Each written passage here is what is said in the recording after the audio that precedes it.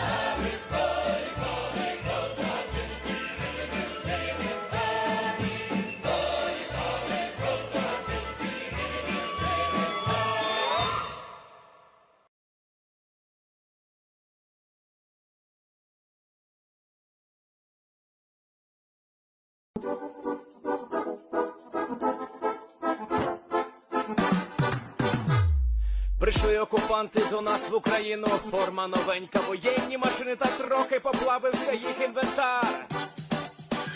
Байрактар, Байрактар. Російські танкісти сховались з кущі, щоб лаптем посьорбати довбані щі, та трохи у чах перегрівся навар. Байрактар, Байрактар. Приперли зі сходу до нас барани для восстановлення великої страни. Найкращий пастух баранячих отар. Байрактар, Байрактар. Їх доводи всяке озброєння різне, потужні ракети, машини залізні, у нас на всі доводи є коментар. Байрактар, Байрактар. Вони захопити хотіли нас зразу, а ми зачаїли на орків образу з російських бандитів, робить примар. Байрактар, Байрактар. Російська поліція справи заводить, там пивцю рашистів ніяк не знаходить, хто винен, що в нашому полі глухар. Байрактар, Байрактар. Веде пропаганду кремлівський урод, слова пропаганди ковтає народ, тепер нове слово знає цар. Байрактар. Байрактар. Байрактар.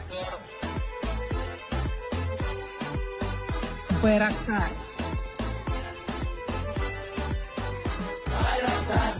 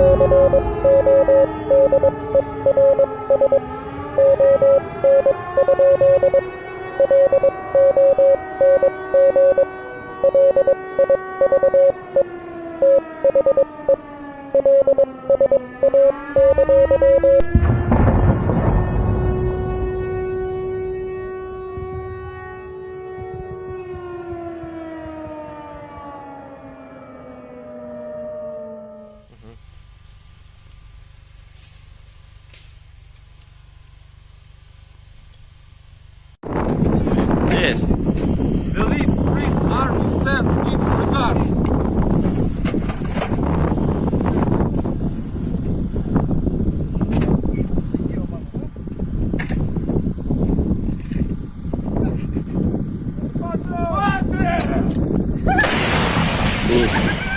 Русский военный корабль. Предлагаю сложить оружие и сдаться. Русский военный корабль, иди нахуй.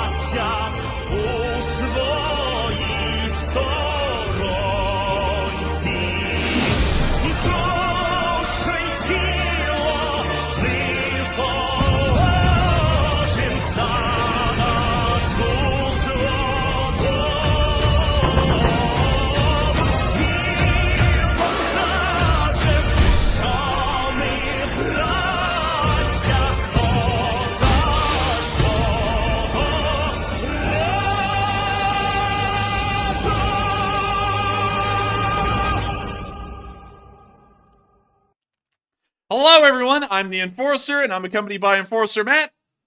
And good evening, folks. It's Enforcer Matt, and welcome back to day 521 of the news, and it's good to see you all once again. And, of course, we're going to be covering the past 24 hours of the news of the war in Ukraine. And really quickly, actually, let me go and change the color of these markers to yellow, because they were actually color-coded for the wrong day there, because we have massive news. 1, Moscow is currently being attacked right now as we speak. 2, a major bridge, really the only bridge that was left leading into Crimea, was completely destroyed today by Ukrainian fire. Those are 2 massive bits of news, and honestly led us to have a bit of a dilemma here in the 10-minute countdown, as we didn't know what to report, whether Crimea has been totally cut off from the outside world, or if Moscow being bombed was bigger. We don't know which one really is, so we just kept with Ukraine is destroying a major bridge today, but today is an amazing news day. In fact, the Moscow attacks are happening so suddenly as the stream was starting, like usual, we don't even have them on the map at this point. So we'll most likely be visiting Twitter here in a little bit and covering the major live news of Moscow being attacked with another massive drone attack. These, from what we could see, made it right into the middle of downtown in the financial district of Moscow. But moving on into the major news that we have today, it is about the Crimean Peninsula. The Crimean Peninsula, although it looks very large, actually has a very small amount of access points that the Russians can use to get into Crimea, or really anybody can use to get into Crimea. There are only 3 known entry points into the Crimean Peninsula. Of course, the biggest one, and the one that everyone knows about on this channel, is the Kerch Bridge down here in the Kerch Strait that connects the mainland of Russia over into the Crimean Peninsula. The only other 2 entrances into Crimea are in the area of Armyansk, which is largely the only real or proper land connection to Ukraine that exists for Crimea, and there are 2 major roads that both intersect at Armyansk, which is a main entry point to Crimea, and then there is another one over here at Chonhar. This one actually has to cross a little strait right here in the Chonhar Gap, which then allows for transport of more supplies, equipment, people, and so on into Crimea and also out of Crimea. As far as the supply situation has been going for Crimea, since the Kerch Bridge has been knocked out, almost all road traffic traveling into Crimea has had to travel all the way from Krasnodar, if it's coming from the southern area of Russia, north to Rostov-on-Don, and then into Ukraine via Mariupol, Melitopol, and then on into Crimea itself, if the supplies were to make it to Crimea.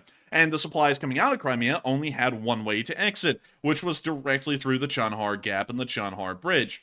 Of course, this bridge in this area has already been attacked before, but the damage was not significant enough to knock out every single crossing there. It only heavily damaged one of the bridges, and then a pontoon bridge was immediately set up within 24 hours nearby to allow for the continuance of road traffic.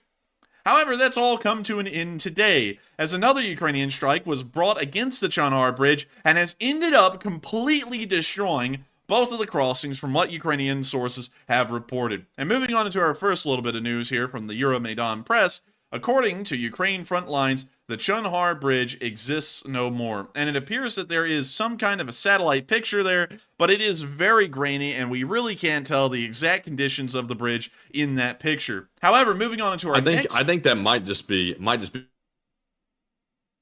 Oh, I think we're for reference. I don't think imagery of the destroyed bridge, but I think that's for reference of where it is.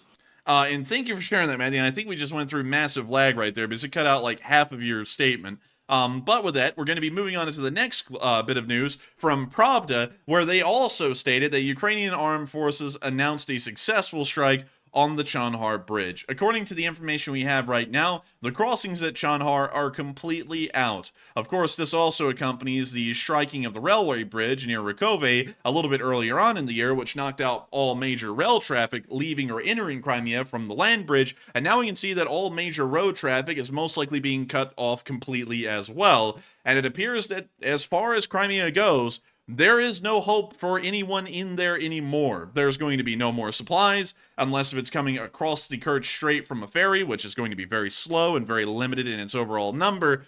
And it appears that that's largely it for Crimea as of right now. They are completely cut off from the Russian world, and if they need supplies, they're going to get very little of it. There's really no feasible way at the moment to supply more equipment or personnel to Crimea or to get them out of Crimea until any of these bridges are restored. And that may end up taking months, possibly, depending on how serious the damage to the Chandar Bridge is, which is really Russia's only hope at keeping any kind of connection to Crimea.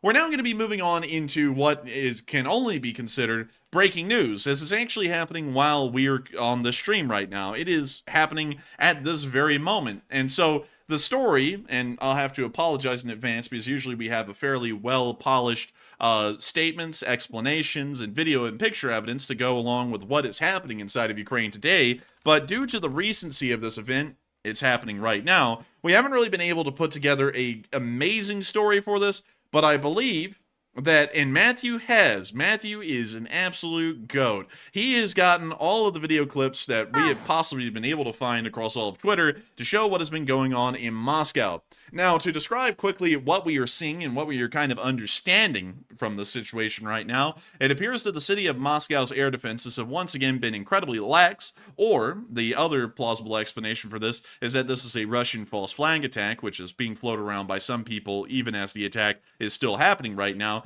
to try and garner more support from the Muscovites for the war effort, and to also try and make the Ukrainians look like some kind of war criminals. It's one or the other. But nonetheless, we saw that a massive drone attack has just been levied on Moscow, and videos are coming out of these drones running into buildings, or either, we don't really know, being shot down and then exploding onto these buildings. Here is one of the clips that we were able to find on Twitter that was just posted 30 minutes ago.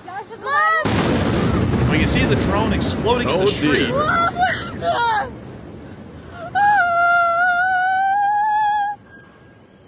And we now see everyone coming out with their phones to get a good look at the whole thing.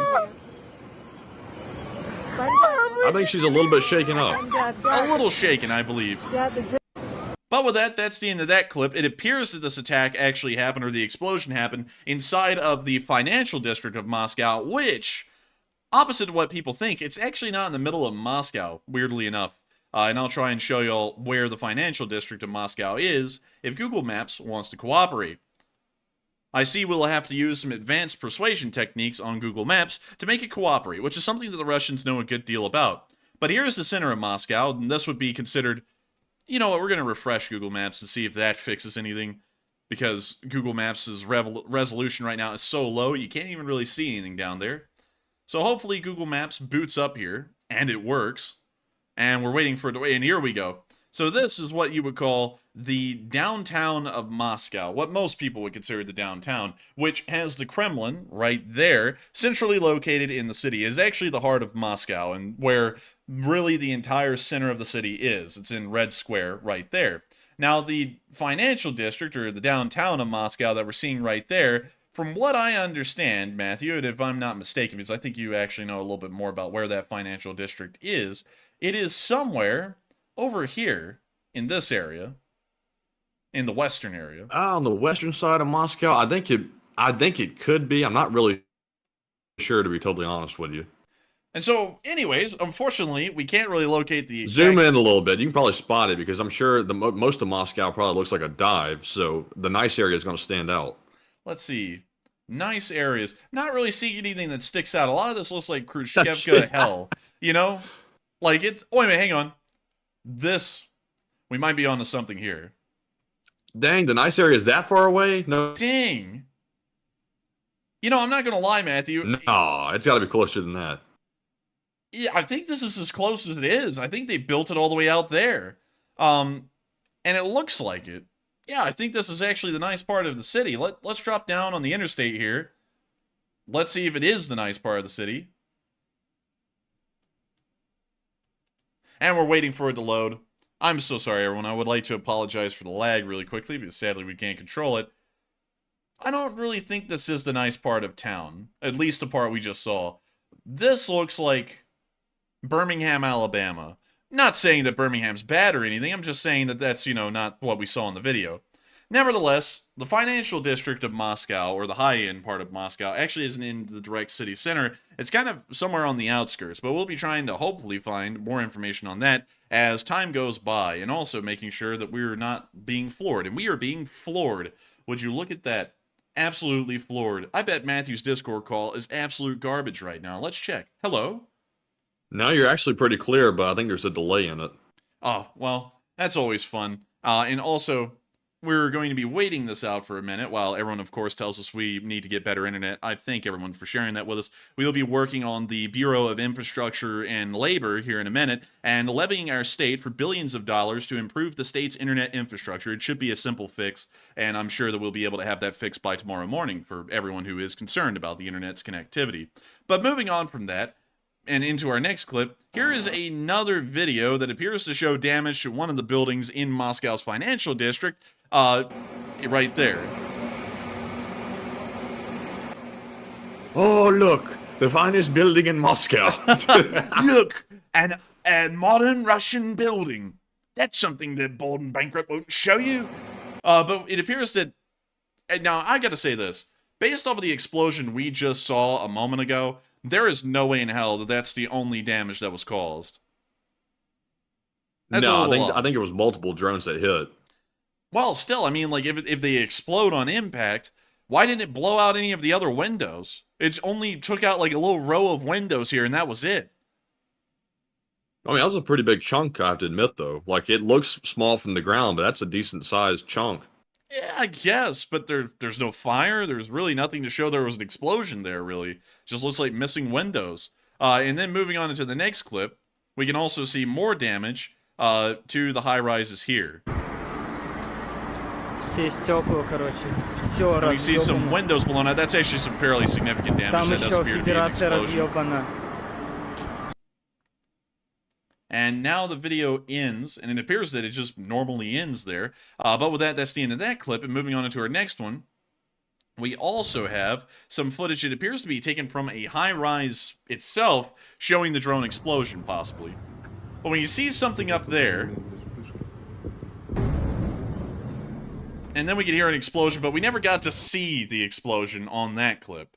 So with that, that's the end of that one. Not really well to show there, but nonetheless, we can see that there is a massive drone attack that is occurring on the city of Moscow at this very moment. We're still going to be trying to ascertain the damage and if there are any casualties, but this appears to be probably one of the most successful drone attacks that has ever occurred on Moscow so far. Previous times, we've seen that Moscow's air defenses have proven to be slightly effective in stopping some of the drones from entering into the very heart of the city, but it appears that this time, the downtown of Moscow, the financial area of Moscow, was able to be directly attacked without really any of the drones being stopped before they reached their target, which is something fairly odd. And really quickly, we're actually going to be pulling up the financial district of Moscow and trying to find where that is.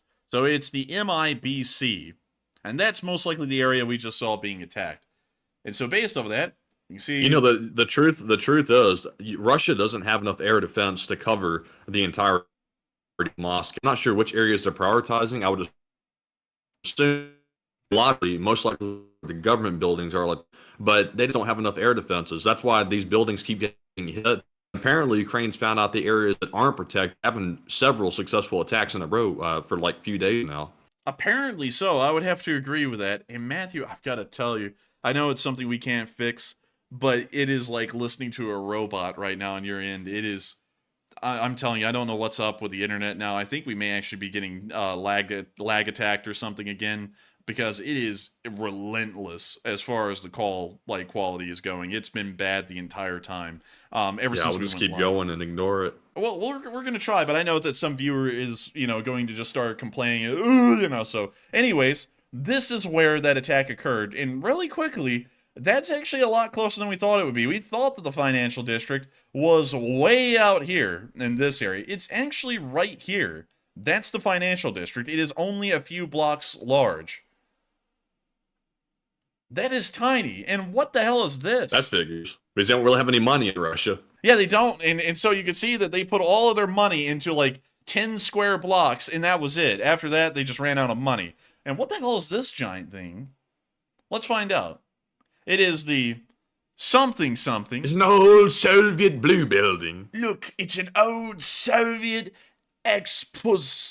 Oh, it's an exposition center. That's what it says. That's what's exposition center most likely means in Russian right there. Because it's like Expo Center. Yeah, it's Expo Center. It literally is just Expo Center. So let's see how big and how impressive the Expo Center is. Wow. Wow, look at that. It's the financial district of Moscow. It's only 10 square blocks. Wow. But man, I gotta be honest. This right here, if you just showed this part of Moscow to someone who didn't know what Russia was, they would think that Russia was a first world country until they left this 10 square block area. Yeah. They have like a nice little section of Moscow, but it's so small, it just really doesn't mean anything. It's crazy they're even able to build this section to be nice.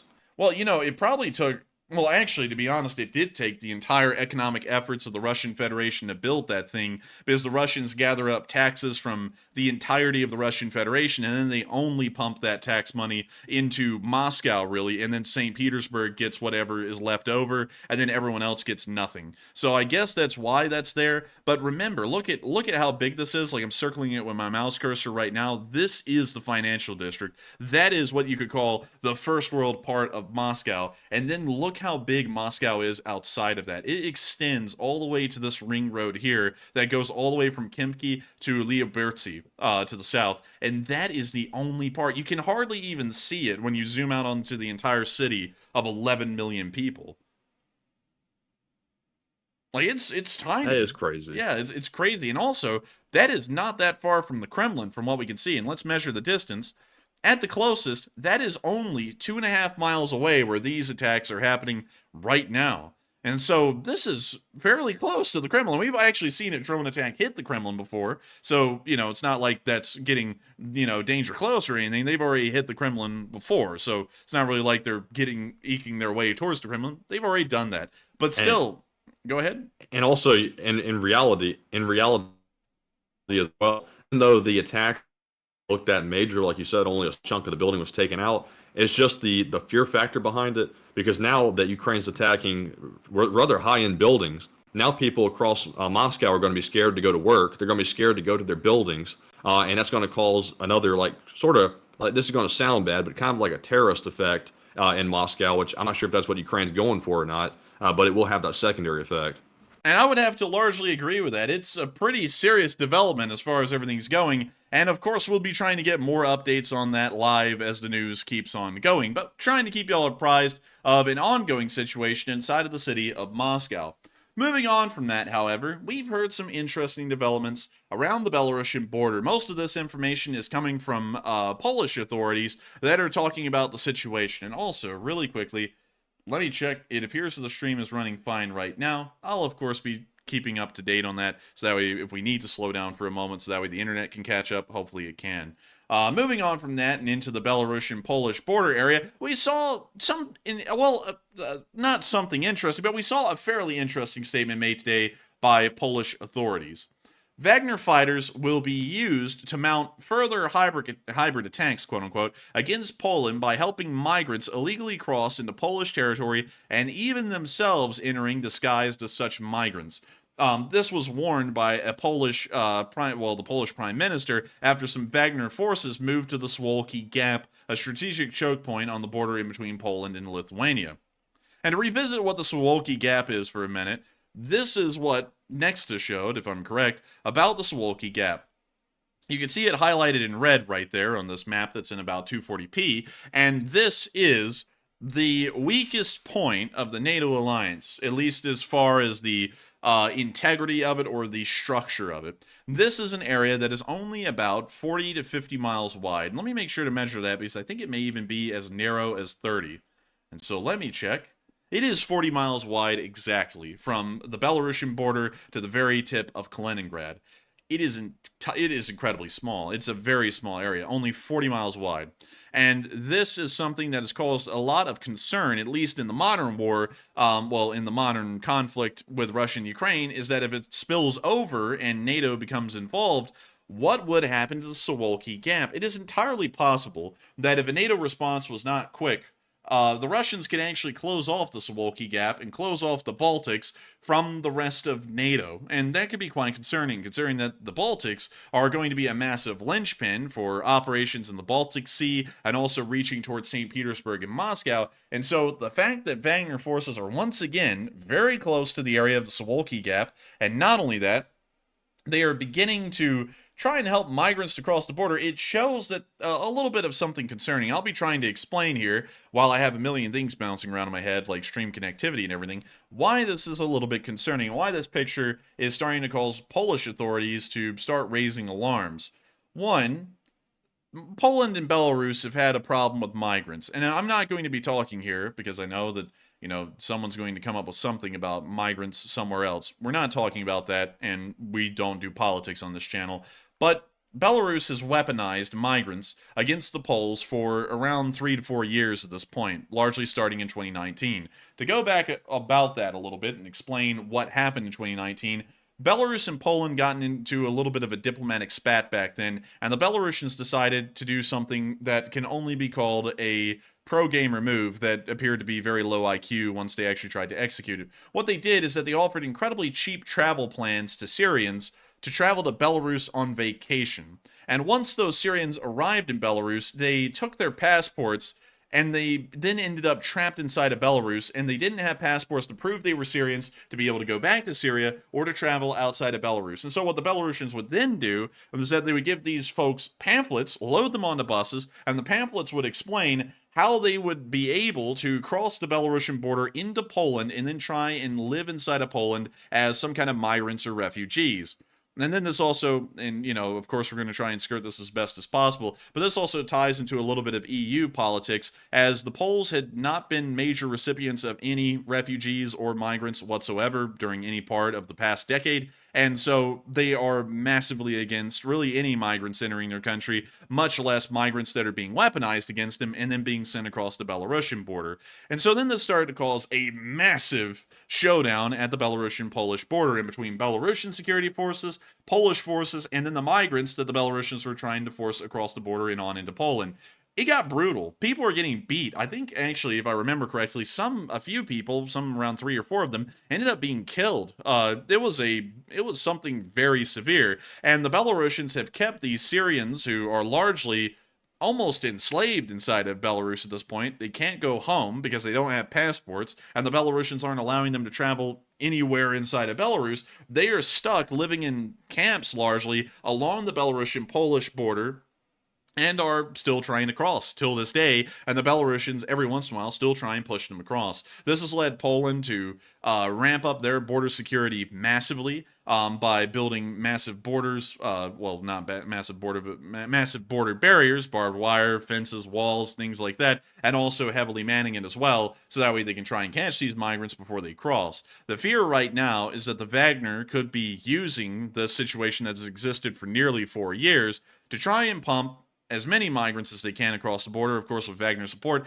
and even slip a few of their own in there, most likely to try and collect information or intelligence on what the Suwalki Gap area is looking like, and to possibly try and create some kind of plans. This can be a strategic pitfall for NATO, and so we're probably going to see that Poland is going to seriously ramp up border security and probably enforce that to a level of martiality, shooting people that may potentially try and cross the border. It may get to that, but we haven't heard any actual talks about that at this moment.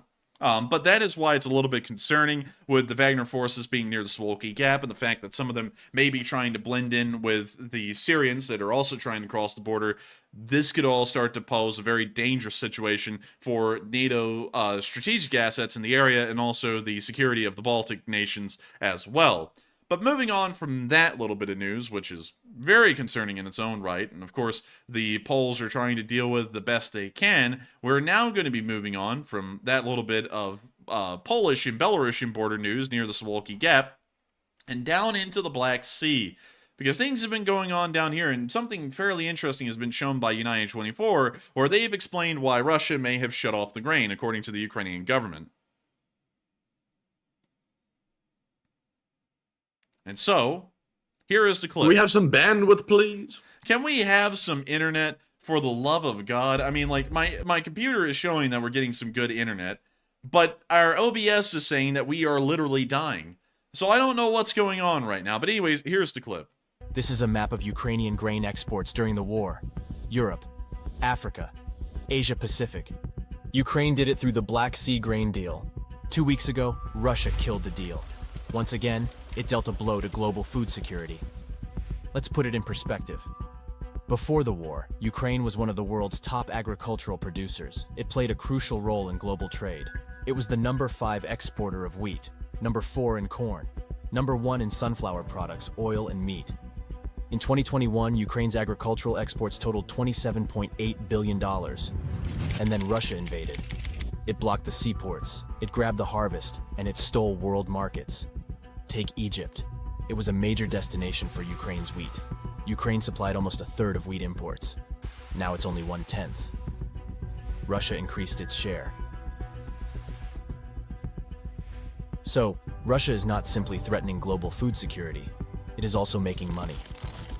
Russia's objective is to provoke the increase of global food crisis, export its own grain, and benefit from it. Make as much money as they can. And with that's the end of the clip. It was a very short one, but explaining Ukraine's position on why they think the Russians are closing off the grain deal in an attempt to try and make more money, most likely to hopefully fund the Russian war effort, and not only that, to try and cause as much damage as possible to the world sphere and try and hold people hostage through their food security. But moving on from that, we also heard some fairly interesting things about the southern area of Ukraine along the Black Sea. Apparently, another Russian strike has occurred on another grain terminal inside of the Odessa port area. This one was not inside the port of Odessa, it was in a nearby city, and I believe that city was the city of Chornomorsk, where we have the marker right here. But once again, the Russians are conducting relentless attacks upon the the grain infrastructure inside of Ukraine, and it appears that they are once again trying to cripple the Ukrainians' abilities to ever enter grain deals and grain shipments at any point in the future. Moving on from that bit of news and on into our location unknowns, we also have been getting some fairly interesting news that we couldn't really locate anywhere on the map today. But starting off with our first bit, we saw a map of who supports who at this point. And this was a fairly interesting map, and I thought it was good to circle back around and show, according to Geo Global, or The Economist, who supports who. And this is a fairly interesting map. Take a look at it. If it loads, of course. Oh, if only we had internet. So anyways, we can see Ukraine in dark blue over here, and we can see Russia in dark red over here. And of course, the color scale is sliding. It shows countries, like our internet, that are failing, that support Russia. Countries like Venezuela, Guatemala, and Cuba that support the Russians. Wow, you know, that's something. It's interesting how all the countries we don't like, or don't like us, end up supporting the Russians. I wonder if their governments are in good shape or not. But moving on from that, we can see other countries that are kind of Russia-leaning, but they don't really get involved directly. Countries like China, Kazakhstan, Iran, Pakistan. Belarus actually supports Russia. The color coding there is really hard to see. And also, apparently Eritrea, according to this map, has supported the Russians. I don't really know how, unless they're giving some kind of cows and a dowry or something like that, because Eritrea literally has no economy, but fairly interesting to hear. And then, of course, we can see the coalition of countries that condemn Russia, or support Ukraine for the large part, and then countries that are Western-leaning but really haven't done anything as far as the war is concerned. And we can see these countries mostly in Africa, countries like Libya, Somalia, the Democratic Republic of the Congo. We can also see, let's see, I know the name of that country. Sadly, it's eluding me right now, so I'm not even going to try. Argentina, Chile, Peru, so on. But one thing that's very important to note is that the amount of countries that openly support the Russians versus the amount of countries that openly support the Ukrainians is a massive disparity. We can see that the entirety of the European Union, really North America, and also East Asia openly support Ukraine and have provided arms and aid to help them out in this war effort. The Russians, on the other hand, only have the Belarusians, the North Koreans, the Venezuelans, the Cubans, and the Guatemalans that openly support the Russians. Also, that's not Guatemala, by the way. It's Nicaragua. Yep, I saw that in the live chat, and I was like, yes, you're absolutely right. Guatemala is up here. Nicaragua's down there. I need to get my Central American countries right, eventually, and thank you for clarifying that. And also, of course, there are several neutral countries. Interestingly enough, notice that 3 out of the 5 BRICS countries are neutral on this map. Brazil, South Africa, and India all are in a state of neutrality and aren't really joining the Russian side or even leaning towards Russia in this war. The only one that kind of leans towards Russia, according to the map, is China, and it is the only other member of BRICS that isn't Russia itself outside of Russia. So a fairly interesting map. Yes. And also that call delay right there, you could tell. It was like 40 seconds of silence. But anyways... Oh, look at that. Now you finally got the message. But anyways, with that, a very interesting map, and once again showing who's on whose side and where. And so moving on from that interesting little map and on into our next one, we can also see that the SBU surprised a couple of Russians near the front lines today. Check it out. If the video loads. If y'all can't tell, my patience is starting to wane. And we're going to be waiting for that. And while we're waiting, how are y'all doing tonight? Some bandwidth, please. I wish we had some, because we're sure as hell not getting any right now. Oh, now we're finally getting it, so that way we could play enough copyrighted music to probably get in trouble. Anyways, here's a clip. We can see the drone flying in and slamming right into the side of the vehicle.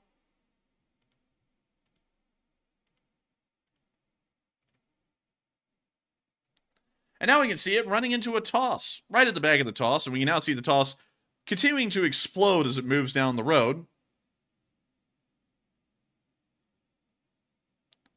And it appears we're now getting to see the damage that was caused to the toss, and we can now see the damage being caused to an MBT of an unknown type.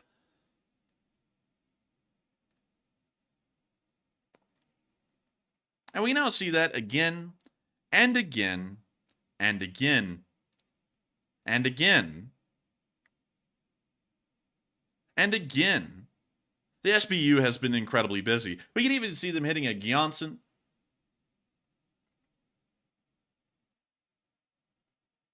And we can see them hitting a BMP right there on the front glacis, a BMP-3.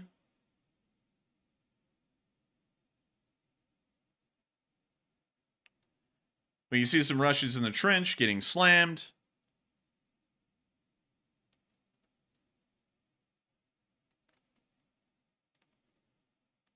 We can see a Euro 4320 being hit. We can see a Kamaz, another Ural, another Kamaz, this time hitting right onto the Z. And that's the end of the clip, and I gotta say, pretty impressive to see the SBU taking out such a large number of vehicles, and of course the SBU's drone service has been exceptional so far during this war. And so with that, I'm going to be quite honest with y'all. The lag is getting to me. This has been non-stop for 50 minutes now. And I've got to be quite honest with y'all, I don't really know what to do at this point, because I don't even know if y'all can hear us right now, or how much of the video y'all are seeing, and it is getting very tiresome for me. So, we're going to be moving on into the next clip, where we can see some Ukrainian soldiers riding to the front.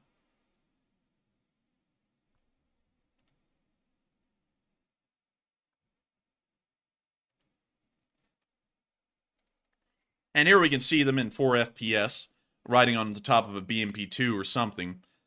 And we can now see the video buffering.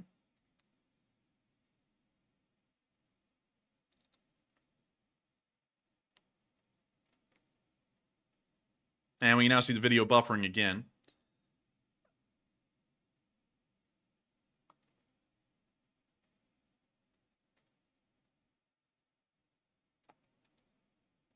And we can see them continuing on down the road, and that's the end of the clip. But absolutely great to see, and good to know the Ukrainians are on the move. Moving on from that, we also got the Russian casualty report for the day. And it was actually kind of low. Boy, we got one Bobcat. Let's go! Baba boy! And one Bobcat, Jimmy D. What do you know? And look, Brad put in a burning Bobcat. KJ it says put right there, in one. how humble. Wow, look. Brad goes hard with the memes. Oh my god. Man, I'm telling you. I'm telling you. Absolutely incredible. Brenda put in one. Eric put in one. Absolutely incredible. Amazing stuff. And of course, one Bobcat skid steer was destroyed. Absolutely incredible. And I gotta say, absolutely loving it. Not only that, 390 Russian soldiers were schwacked. 6 armored personnel carriers were destroyed, 7 trucks were destroyed, our internet was destroyed, a tank was destroyed, 11 artillery systems, and that was about it. Overall, today was actually fairly low in every single loss category, but the Ukrainians are most likely regrouping today or something similar, which is what led to the low losses. And so with that, we're now going to be moving on from the location unknowns and on into the frontline news. And we've got a lot of it, showing Russians getting slammed left, right, up, down, and center. You haven't seen stepchildren get hit this hard, and our internet hasn't been hit this hard either. But a lot of y'all have been going wild in the live chat, saying all kinds of things. Amazing things, incredible things. And Matthew has been paying attention to all of it and has been throwing up some of those top questions into polls so that way everyone can vote on it and we can see what all of y'all are thinking. And so with that, what do we got, Matthew? All right, and it's time for our first poll segment, and I'm sure I'm going to be buffering, but we'll just have to deal with it. But also, by the way, it did rain, I believe, the other day, and when it gets wet outside, that typically is when we start having some Wi-Fi problems, but that could be it, maybe not. We really have no idea, but it happens to get bad right around stream time, and we didn't have problems beforehand, but during the stream we have problems. I'm not sure if it's because of the extra bandwidth it requires or what, but just got to deal with it. But anyways, moving on to our first poll, as Ukraine reports, they have destroyed the Chonhar Bridge in Crimea, and is this a major achievement? 69%. Nice. Said yes, it will cut Crimea off. 16% said, it seems like it, but unsure. 8% said unsure, and 6% said no, it's just another attack. And on this one, it does seem like Ukraine is definitely trying to cut Crimea off. I'm not exactly sure how many other ways there are to get into Crimea. I'd imagine not many, but it seems like with the attack on the Kerch Bridge and now the Chonhar Bridge, that Ukraine is going all out trying to isolate that territory. So good on their part, and it's good to see that they're finally lashing out against the West wishes. But Enforcer, what say you? I would say it's absolutely great to know that they destroyed the Chonhar Bridge, and hopefully they'll be able to ensure that no supplies are able to enter or exit Crimea beyond this point. And so with that, we are on to the next one. All right, and moving on to our second poll, it says Poland says 100 Wagner troops have moved toward their border and they plan to sneak in. And what are your thoughts? 40% said that's a serious threat to Poland. 29% said that's not a major threat, it's only minor. 26% said it's serious but not dire, and 5% said unsure. And Poland must not feel very strong about their border, because if 100 troops heading toward their border, which are allegedly supposed to be sneaking in, gets them so concerned that they're starting to send massive amounts of troops to the border, then they must know that they have some issues on their border. So I think personally it sounds like it's probably serious but not dire the way they're making it out to be. Of course, if they have good border security, they will catch these people before they cross. But, I'm not really sure what the situation is, so maybe they have a reason to be concerned. But, Enforcer, what say you? I would say it's a little bit of a concerning situation, especially considering that no matter how good, and one that requires some serious consideration. And so with that, I hope that does address that fairly well, and our stream just flatlined completely, Matthew, so we're going to have to wait for that to come back. And it looks like it's back. So with that, we are on to the next one. All right, so up next we have a poll that says, do you believe Putin plans to use Wagner troops in Belarus to carry out terrorism in Poland? It looks like 45% said yes, they will sneak into Poland. 27% said no, Poland will detect them. 22% said it's possible, but I need info. And 6% said unsure. And I don't think for 1 second that there aren't already Russian agents already in Poland that could carry out these acts if they wanted to. I do believe strongly they're already there. To be honest with you, I have to say that Poland is slightly overreacting to pretty much everything, in my opinion. I know some folks are going to say it's good to prepare, and that's true. Nothing wrong with preparing. But if you react to every threat, no matter if it's small or large, in the most extreme way possible, you start to diminish the impact of your statements. And I think that's what Poland is starting to do. So, while it is a threat, I think they're overreacting. But Enforcer, what say you? Could you reread that poll prompt again? It says, do you believe Putin plans to use Wagner troops in Belarus to carry out terrorism in Poland? I wouldn't really know. That would be really a huge step if they did. That would certainly be directly escalating with the West by attacking a NATO country such as Poland. So maybe it has some merit. I would assume not, considering that it's a massive escalation attempt that would be made by the Russians if there was ever any proof to link them to it. So I would have to go with it's possible, but somewhat unlikely. And so with that, I hope that does address the poll fairly well, and we are on to the next one. All right. And with that being said, we are fresh out of polls. So we're moving into our super chat questions. And up first, we have a very generous $50 donation from Drunky Monkey. And thank you very much for that support. They said, Enforcer Matt, good day, guys, and some dollar dues for the pizza fund. And serious question for you guys in the chat, pineapple on pizza or nah? And hit me with a shoyu. Shoyu! For me personally, while that shoyu was absolutely tremendously bad, I personally don't like pineapple on pizza. I used to like it, but not anymore. I'd like authentic pizza, actually. I've gotten away from Papa John's, too. I don't like it anymore. But, Enforcer, what say you? Shoyu! Это не пропастно! And I would say, pineapple on pizza, I mean, I could eat it. It's not bad. You know, I don't think it's terrible or anything. But, you know, at the same time, I don't know. I'm kind of indifferent to pineapple on pizza. It's just kind of a thing. It's not really anything I'm going to, like, seek out, and it's not really anything I'm going to openly avoid either. If it's the pizza that's there, I'd eat it. But at the same time, I'm not really going to be like, oh, man, I'd love a pineapple pizza, if you know what I mean. But still, thank you so much for the coffee and pizza fund. And thank you so much, Drunky Monkey, for supporting this channel and helping us to keep this thing running. Folks like you make it possible for us to be able to power through lag. And I gotta be honest, it is incredibly aggravating tonight. Usually, whenever lag happens, it happens a few times, and it's, you know, like concerted downages. You know, it goes down, and then it comes right back up in 10 seconds or so. Tonight, it seems that is happening nonstop right now. It's happening literally without a pause for an entire hour at this point. And it is getting on my nerves a lot. Man, the cables must have got wet.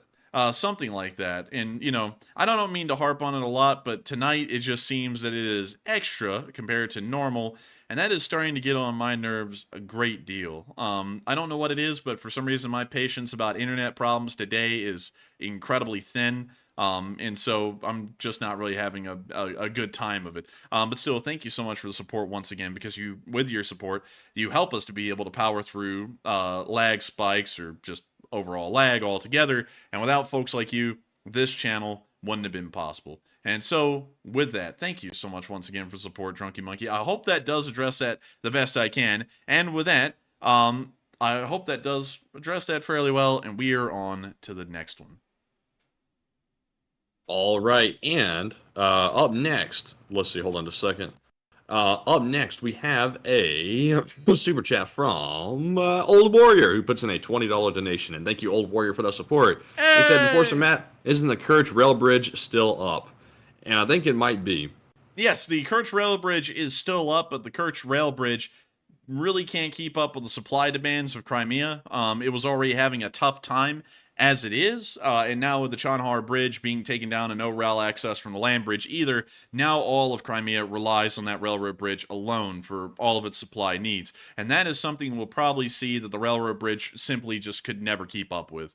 There is a finite number of trains that can run over that bridge, and because of that, there's a finite number of supplies that can cross that bridge. And if the consumption is far over that amount of supplies, it doesn't matter if the bridge is up and running, because there's just no way to keep Crimea going, regardless. So with that, I hope that does address that fairly well, and I thank you so much once again for the support and helping this channel to keep on running. And thank you for also enjoying this channel enough to support us and find it worthwhile to do such a thing, because folks like you help this channel to keep on running. You help us to keep the lights on. You help us to do this as a job. And if it wasn't for folks like you, it wouldn't be possible for us to do such a thing like this channel, this show, or anything like it. And so thank you so much once again. I hope that does address that fairly well. And with that, we are on to the final question of this segment, and then we're going to be moving on into the Frontline news. All right, and our last super chat of the first question segment goes to Duncan VR, a longtime channel legend. And thank you very much, Duncan, for that $60 support.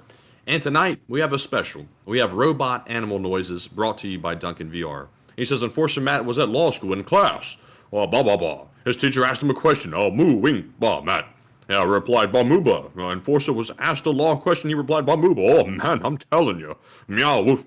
Now, bah, moo, well, let's see, it cut off, bah, bah, boink, wind, blow up, Moscow, wow, meow, meow, wow. And thank you so much for the support, Duncan VR, and helping this channel to keep on running. And of course, Duncan is always throwing in the animal noises. And they are something of an icon at this point on this channel. And I gotta thank you so much once again for, of course, throwing in the animal noises, putting in an interesting comment, and also helping this channel to keep on running. You're helping us to be able to keep the coffee fund going. You're helping us to be able to keep the pizza fund going. You're helping us to eventually lobby our state senators and state representatives to get good internet.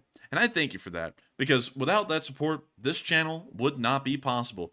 And so thank you so much once again, and I hope that does address that fairly well, Duncan. And with that, we are now going to be moving on from the question segment and on into the Frontline news. Starting off in the northeastern area, over the past 24 hours, we have been seeing all kinds of fun happening in the northeastern area. Let me show y'all. When it loads, eventually. There we go. And we can see that the Russians are actually being pushed back in that failed counteroffensive that occurred somewhere around the area of Svatove. It appears that they weren't able to make it far, and now the Ukrainians are beating them pretty heavily.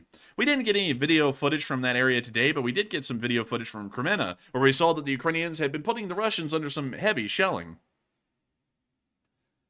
And we're going to be waiting for this to load. And it's eventually going to load. And when it loads, we'll play the video. Oh, heavy shelling. Oh, wow. Oh, man, I'm telling you. Oh, my. And so, here's the clip. When you see that it's already been heavily shelled, there's really nothing left of the trees, and we're about to see that the shelling gets a lot more intense on these Russians that we see running around on the screen.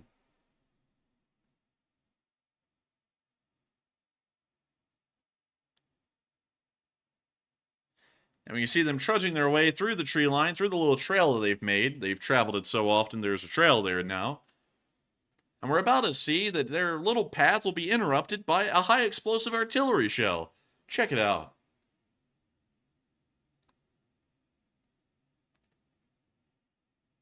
And look at that, right near the trail, knocking down a couple of them like chess pieces, and we're about to see that they're going to get the rest of them.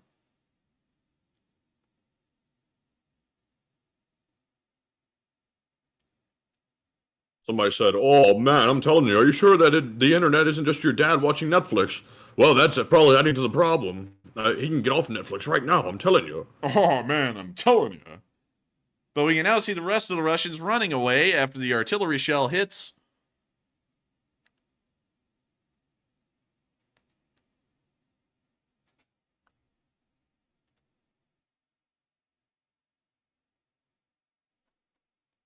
And with that, that's the end of that clip, but great to see the artillery strike having some pretty good effect on the Russians. We're now going to be moving on down into the Bakhmut area, where we've seen some pretty interesting stuff happening over the past 24 hours. Take a look at this. Watch this. Look. Eventually, it'll show up. It'll go by like a flash. There we go. Look at that. The front lines haven't really moved much, but we have seen that the claimed territory has considerably grown, and it appears that the Ukrainians are still making some fairly decent progress here in the southern front. And hopefully, you're going to be whipping around the city, kind of like a, well, no, we can't make that joke. Anyways, moving on into the northern area, we saw some unfortunate news that it appears that the Russians have captured a CV-90 infantry fighting vehicle provided by the Swedes.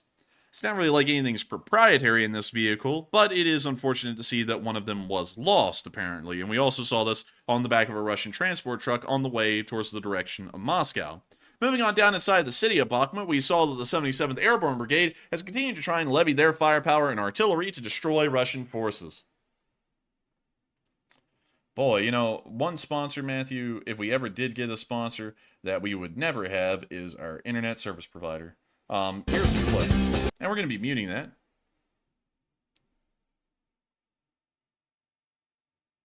Now you see the Russians just kind of scurrying around in the street, now trying to move in between the buildings.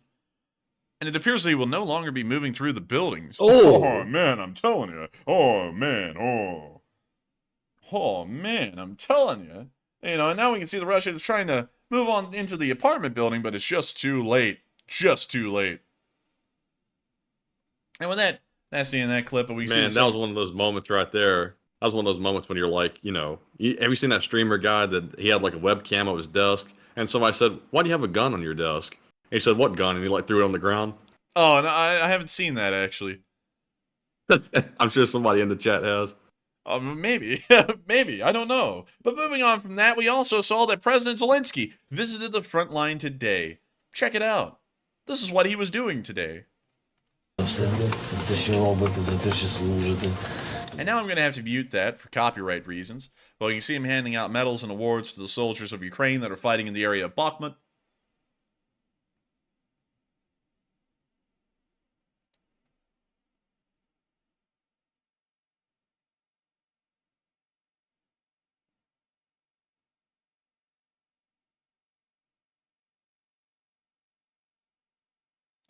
Now you can now see him handing out more medals, citations, and also this guy's got a Glock, I believe.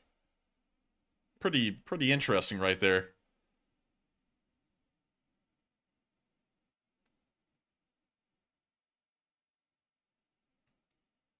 We now see Zelensky continuing to address the soldiers.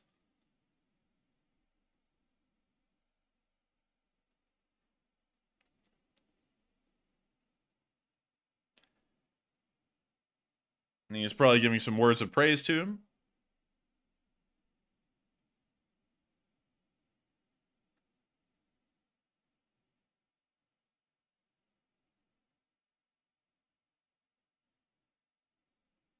And we can see him continuing to address the troops. Let's see if there's any. There's, of course, music playing in the background, which makes this very hard to play. But hey, Walter A. Lakota is here again. Hey! Hey!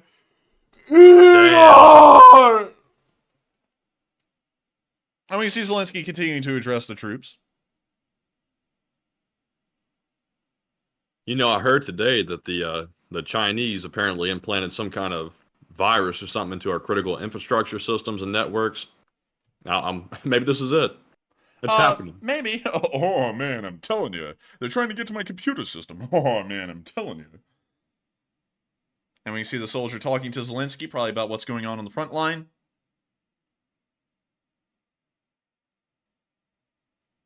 And with that, that's the end of that clip. But great to see Zelensky near the front lines. Speaking of which, some of those brave soldiers were still continuing the push near the area of Andriivka today in the 3rd Assault Brigade. Footage came out of them and their actions today. We have the video loads. You see them dropping the rear gate of the M113 and now clambering out.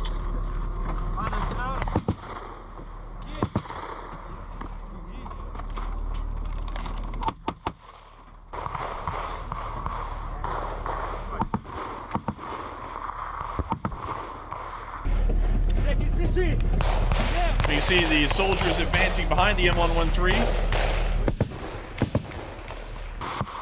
Занимаем, все, плюс.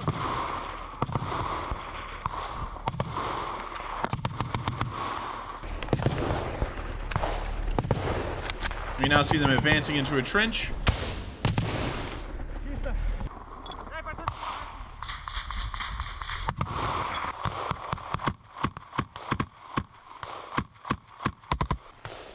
And we can see the Ukrainian machine gunner with a hollow sun again. We can see the Ukrainians firing out of the trench and into the tree line.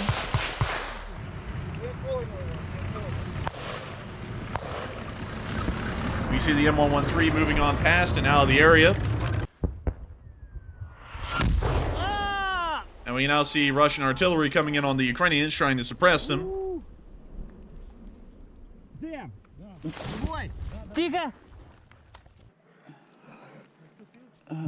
We see that someone got a little messed up, but you know, it's just a little flesh wound. But we're going to have to end this clip because I'm not really sure what's coming ahead, and considering that it's running at 1 frame a minute, I don't want it to pop up on some gore and then this stream gets age restricted for some reason or another. And so with that, we're going to be moving on from that clip and on into the next one, where we also got to see a little bit about Ukraine's special forces, the military elite, as the video caption says. And of course, this was made by none other than the great cinematographers at United 24. If that video loads, I bet you it will. It'll just take about 5 minutes. Meanwhile, I'm going to brew up a coffee, and I'm going to ask Matthew, how are you doing tonight? You doing good over there? I'm doing pretty good. I'm telling you. I'm over here looking around. I'm thinking, if the internet doesn't get better soon, I'm gonna get irritated. I'm gonna get angry. I'm gonna go to the router. I'm gonna smash it on the ground. I'm telling you. Oh man, I'm telling you. Oh, if the internet doesn't get any better, I'm gonna be going to Spectrum. Oh man, I'm telling you. And the CEO, he's gonna be getting an earful. Oh man, look at this. The video isn't even loading. Oh man. Oh man, I'm telling you, Oh respect. man, was this router your property? Oh, I'm sorry. It's in a million pieces now. Would you like it back? Yes, Here you this go. is quite brilliant. Look, we're looking at the circling screen of death. Yes, quite wonderful. Absolutely stupendous. Oh, I thought smashing the router would probably fix the problem. Isn't that in the manual? I'm telling you. Let's refresh the damn page and let's see if it's going to work now. Hey, it's working now. Hey, look at that. Here's the clip. The top secret soldiers of the Ukrainian army, an elite group where only 10% of recruits make it through. They operate deep behind enemy lines, break sniper range records, and execute special operations on land, in the sky, and in the water. These are the Special Operations Forces, the youngest branch of the armed forces of Ukraine. The most intriguing operations carried out by the Special Operations Forces often remain undisclosed or are only revealed after a significant period of time. However, even the operations that do make it into the news appear impressive and highly diverse. Here, the SOF fighters aim and adjust their HIMARS fire at a cluster of Russian forces, resulting in the destruction of Msta-S self-propelled howitzers, Grad multiple rocket launchers, and trucks carrying ammunition and personnel. Here, Ukrainian forces on 2 boats launch a sudden attack on the enemy on one of the Dnipro islands, destroy the Russian positions, and finish off the remaining enemy with FPV drones. And here, working in coordination with their fellow soldiers, the SOF units destroy 9 pieces of equipment near Bakhmut in one go. The total value of these weapons reaches tens of millions of dollars. During the summer, the entire world witnessed footage of Special Forces operators silently approaching the Russian rear and eliminating a dozen enemies in a close-up battle. However, for the fighter himself, executing a unique operation behind enemy lines is not surprising. There was complete operational awareness, and everything was clear. We have always been preparing for this. We had a cohesive group, constant training, and exercises that yield results. Speaking of constant training, it's an integral part of routine. The Ukrainian Special Operations Forces were established in 2016 with the vision of becoming the elite of the armed forces. Only 10% of candidates successfully passed the selection process. Even to apply, the command advises candidates to undergo at least 5 weeks of self-training, including 29 kilometers loaded marches with a 23 kilograms backpack. During the selection, candidates have to live in tents, completely cut off from the outside world. They can only move in bounds or face punishment for breaking this rule. Not everyone can endure the physical demands. Many candidates give up, while others fail the psychological assessment. As a symbol of defeat, they must ring a bell hanging in the middle of the training ground. Those who do pass the selection proceed to receive further training. Each individual specializes in one of the following roles: commander, engineer, weapons specialist, medic, or communications operator. However, every specialization requires basic knowledge of the others. In the summer of 2023, the first woman successfully completed the full course. The prototype of Ukraine's training system is the Q course, which has been utilized by U.S. Special Forces at Fort Bragg for over half a century. The Ukrainian Special Forces adhere to the principle of incorporating the best Western practices. Same applies to weapons. By 2019, the SOF snipers had completely replaced their Soviet weaponry. They are now equipped with well-known American firearms, such as the Savage or Barrett M82A3, alongside the Ukrainian UAR-10. As a result, the SOF regularly release videos showcasing snipers hitting enemy targets at distances exceeding 2 kilometers. Wait, a naval center of the Special Operations Forces? The 73rd Naval Center is indeed one of the prominent units within the Special Operations Forces. The servicemen of this center undergo a basic course at a diving school followed by advanced training as combat swimmers and international training conducted in a NATO country. The soldiers from this center were responsible for planting the flag on Snake Island upon its liberation. Although specific details of the operation are undisclosed, it is known that they reached the island using submersibles. In general, the elite force structure comprises 3 main components: Special Forces, Information and Psychological Operations, and Resistance Units. Thanks to this, the Special Operations Forces have been engaging in the most challenging missions across various regions of Ukraine since the first days of the full-scale war.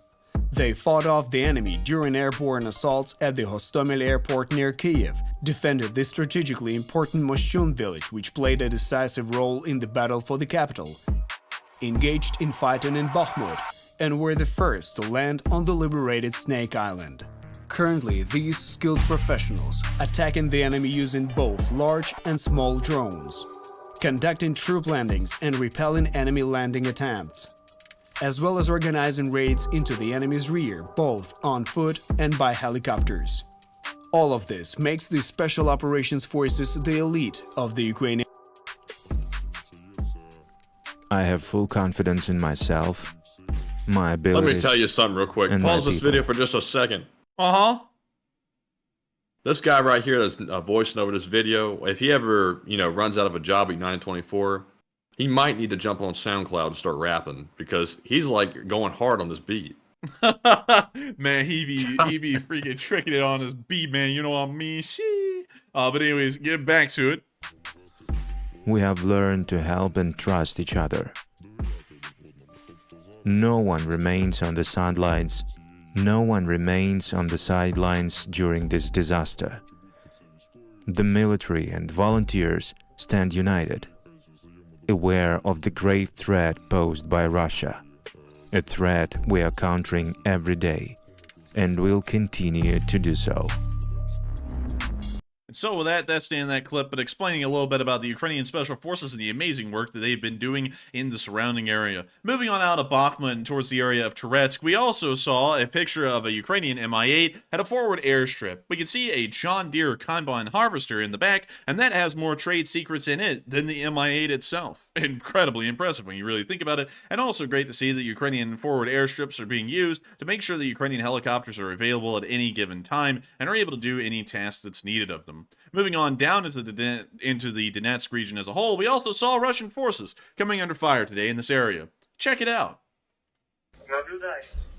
When you see the Ukrainian drone here checking out the Russian forces that are in the tree line, and we can hear some Ukrainians are very happy to be watching this.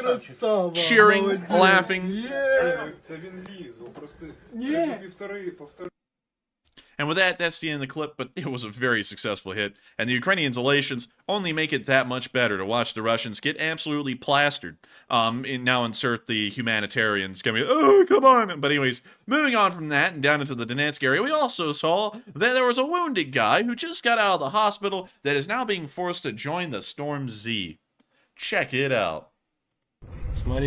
He's still got a crutch and everything, but by golly, the commissar said he can fight, and he's gonna fight. Ближе к позициям. Вот, пацан. Пацана выписали, короче, смотрите, чтобы вы понимали. С перебитыми ногами. Пальцы сломаны. And the guy's leg is blue, and they're making him go and fight. That's a little stupid if you ask me. But the Russians don't care, and I think that's a fairly interesting thing to note. But moving on from that, we can also see the kind of treatment that Russian soldiers receive at the hands of their officers. This is apparently from the Storm Z unit. Check it out.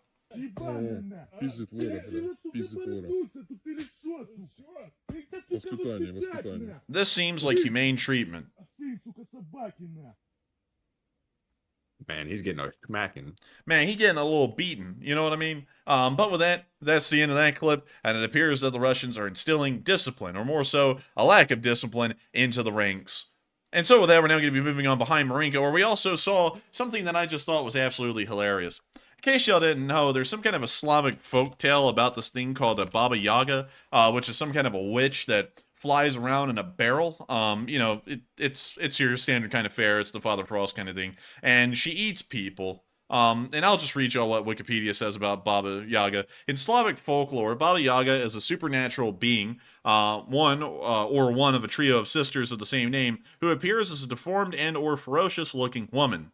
Or otherwise the head or the CEO of Russia Today. In the folklore record, Baba Yaga usually flies around in a mortar, wields a pestle, and dwells deep in the forest in a hut usually described as standing on chicken legs. That sounds a lot like Ted Kaczynski. I think they just have a Ted Kaczynski. Baba Yaga may help or hinder those who encounter or seek her out, and may play a maternal role. That's interesting. She also has associations with forest wildlife. According to folklorist Vladimir Prop's folktale morphology, whatever the hell that is, Baba Yaga commonly appears either as a donor or a villain, or maybe be altogether ambiguous. So pretty much this is just some asshole living in the forest, with some log cabin that's got chicken legs. Anyways, scholar Andreas Johns identifies Baba Yaga as one of the most memorable and distinctive figures in Eastern European folklore, and observes that she is enigmatic and often exhibits striking ambiguity. Johns summarizes Baba Yaga as a many-faceted figure, capable of inspiring researchers to see her as a cloud, moon, death, winter, snake, bird, pelican, earth goddess, hell, a totemic matriarchal ancestress, female initiator, a phallic mother, or an archetypal image.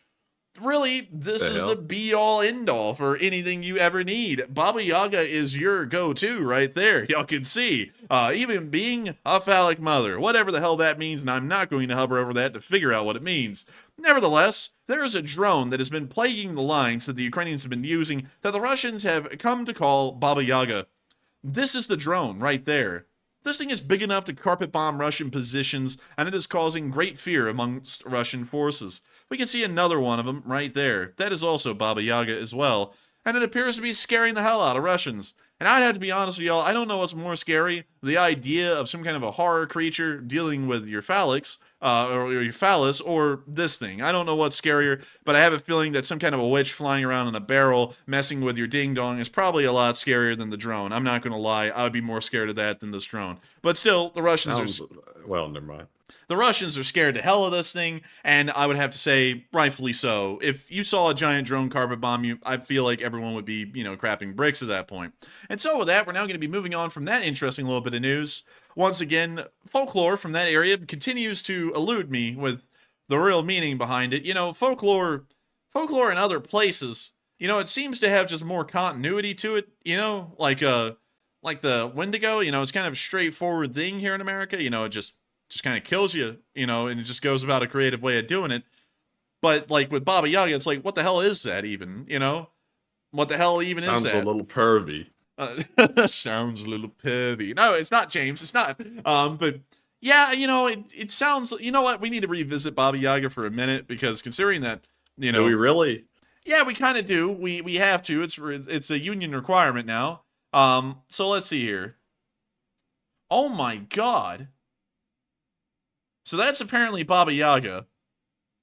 Let me tell you something. If you see that thing coming up on you, you're not going to be smiling like that fellow on the right. Why's he happy to see this thing? Man, he said that he's got so you deal with phalluses, yeah. It's like, man, what the hell is going on? I don't know, man. I have no idea, but yeah, this is something. I'm not gonna lie. Yeah, this is a weird character right here. A very weird one. Let's see here. What else?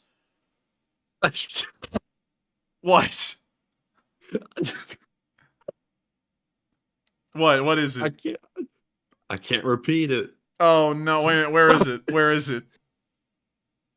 Sorry if I blew your speakers out. I can't even point it out. I can't do it. Hang on. I think I've just found it. Yeah, I see what you mean. But let's see. In the narrative in which Baba Yaga appears, she displays a variety of typical attributes: a turning chicken-legged hut, a mortar, pestle, and her mop or broom. You know what this sounds like, Matthew? This sounds like a pharmacist. I wasn't even listening. I was trying to stifle my laugh. Baba Yaga often appears in the epithet Baba Yaga, Kostyanaya, bony legs or with iron teeth. And when inside her dwelling, she may be found stretched out over the stove, reaching from one corner of the hut to the other. Baba Yaga may sense... Man, the Russians be getting turned on by this? What the hell is this stuff? Apparently so, man. Listen, man, I'm not the one coming up with this. I don't make the rules. I'm just reading this. It's a labor union requirement. We have to read this off to the audience. Baba Yaga may sense and mention the Ruski Duch, the Russian scent of those that visit her. So she a bit of a freak, you see. Her nose may stick into the ceiling. Huh, okay. All right, well, how's she smelling? I don't doubt that statement. I don't doubt that at all. Considering the last picture we just saw of this thing, I'm not doubting that. Particular emphasis may be placed by some narrators on the repulsiveness of her, oh my god, nose, breasts, buttocks, or vulva.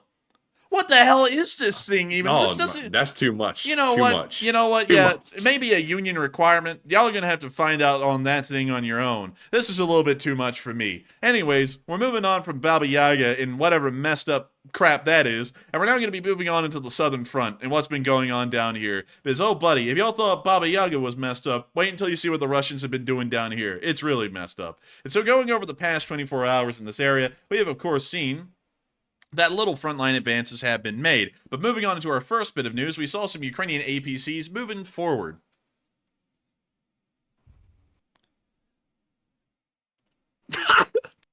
Man, the live chat. I'm getting sorry, I thought it was muted. And so we can see the APCs moving forward as the video loads.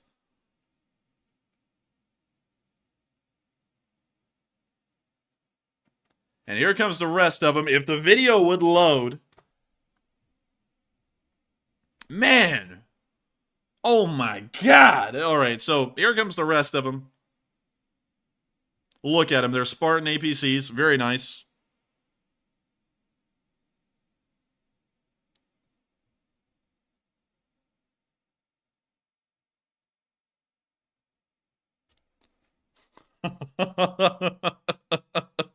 The live chat. Honestly, man, the live chat's really good right now. There's some good stuff coming out of this live chat. But with that, very nice to see the APCs on the move. Moving on to the area Star Mayorsk, we also saw that a Russian commander was openly stating he wasn't happy with the quality of his troops. So check this out. Alright, so as the internet loads, which I gotta tell y'all, it's really starting to mess with me. Well, it's been messing with me for the whole time, an hour and a half now. Here's the clip. Is it rolling? Yeah, I'm the commander of the 2nd Battalion, call sign Zima. Our Chuvashia has such fighters as this guy, who perform combat missions while under the influence of alcohol. This is the first guy who... Tie him, for Bliet's sake. Tie him up. This is the second guy, flips off his hat and pulls him forward. Dear Chuvashia, I'm earnestly asking. I live in flat 29, 21 something. My last name is so-and-so Mikhailovich. I won't even defend these people.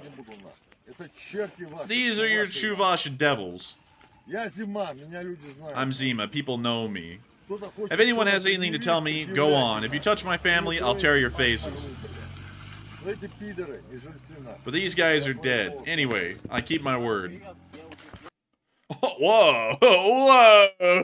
He just gave that guy a haymaker. Let's go back. It appears to be harvest season in Russia, as it appears they are making the hay. Check this out, Matthew. Dang, that sounded like a gunshot. Damn. But with that, that's the end of the clip. Who was that slapping who? So that was the commander, and apparently these two guys got seriously drunk on the front lines, and apparently he's having none of it, and he's about to go and actually have them executed. And man, that thing had echo. Goodness. Nothing like getting drunk and getting killed for it. Yeah, nothing like being executed summarily on the front lines without due process. The Russian way. Right there in 4K Ultra HD. We're now going to be moving on down the front lines and towards Wheelopole, where we saw some Russian equipment also being hit in this area. Check it out. If it loads. We're going to be muting that for copyright reasons, but we can see the drones flying themselves on in and hitting the Russian positions with great rapidity and great accuracy.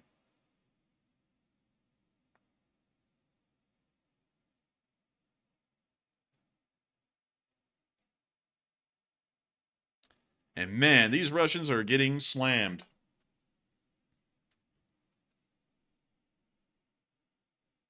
It just doesn't pay to be a Russian in this war.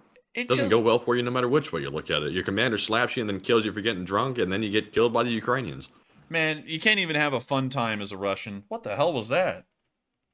Oh, it was just highlighting the destroyed SPG. I thought we had War of the Worlds going on here with, like, the blood vein net happening on the ground. I was like, what the hell? Anyways, you can see another bomblet hitting right there. We can see a whole carpet bombing happen. Hey, it's Baba Yaga. Would you believe it? It's Baba Yaga. Baba Yaga sitting there, carpet bombing a Russian position. Gotta say, love to see it. Don't love to see Baba Yaga, though, but love to see the carpet bombing.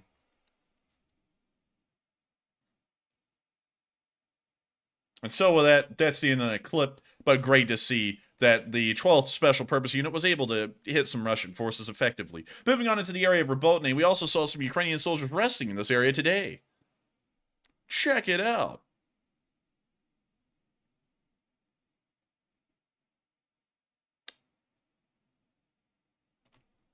Here we go.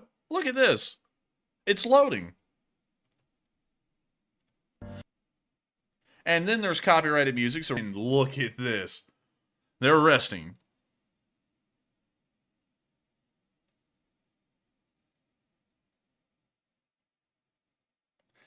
Okay. Alright. Well, hopefully the video eventually plays. We can see the soldiers resting here.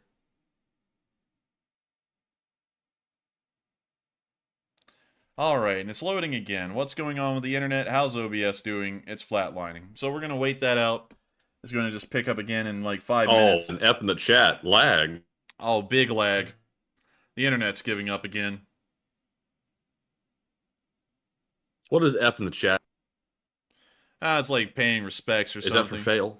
No, it was like, I think it was something in Call of Duty Advanced Warfare. I was like, press F to pay respects. And then it became a thing like put F in the chat or something like that. So everyone's putting an F in the chat for the internet dying, which it is.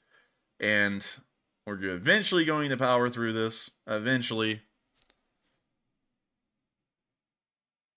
Someone said, you guys better super chat quick. No! You might want to because the internet's not going to hold up for long. The corridor, it's collapsing like Zoink Scoop. I think it's not going to last that much longer. Ruh-roh raggy. Internet outage. But anyways, getting back to the clip. Hopefully it'll play now for the love of the good Lord above. And here they all are, resting, hanging out.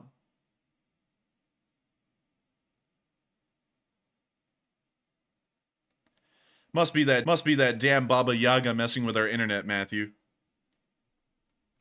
And so yes, could be.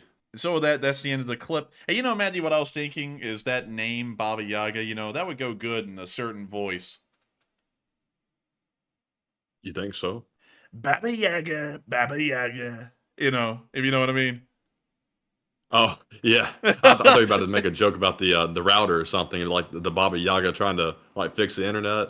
Baba Get Yaga. your nose out of the circuit board. It's not going to work if you got your nose up in it. I know Baba Yaga very well. I know Baba Yaga greatly. But anyways, with that, we're moving on into the next clip. Man, have you seen that nose on Baba Yaga?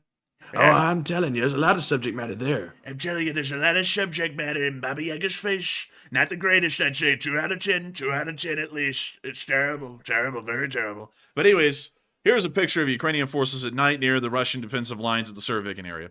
Look at that. Great guys. And also some great kit as well. And also a really hardcore picture, gotta say.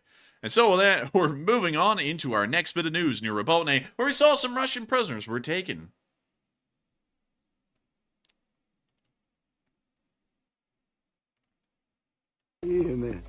We see them conversating with them.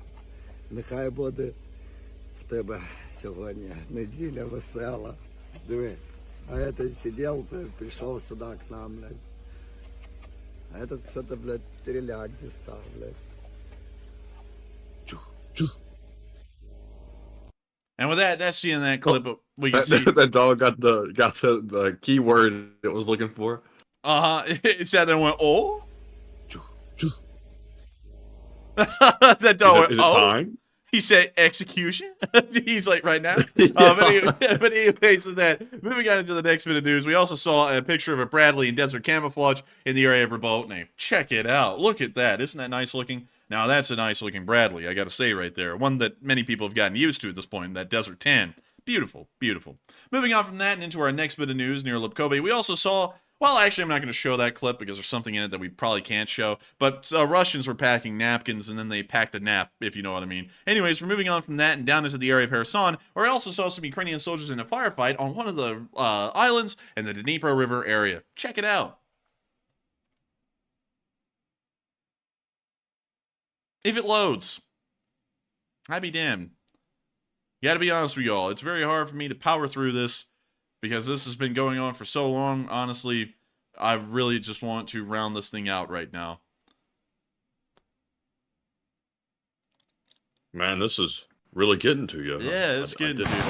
Because, you know, if it was something that happened only 6 times in the stream or something, that's understandable. It's happening every video, every minute, and I'm not even able really to even cover the news because I'm worrying if people can even hear me say anything or not, or if I'm just getting cut off halfway through and then nobody hears anything. So here's the clip.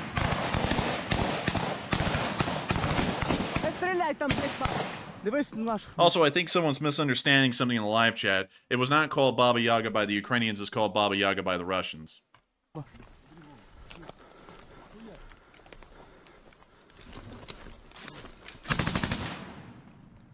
We see the Ukrainians laying down fire.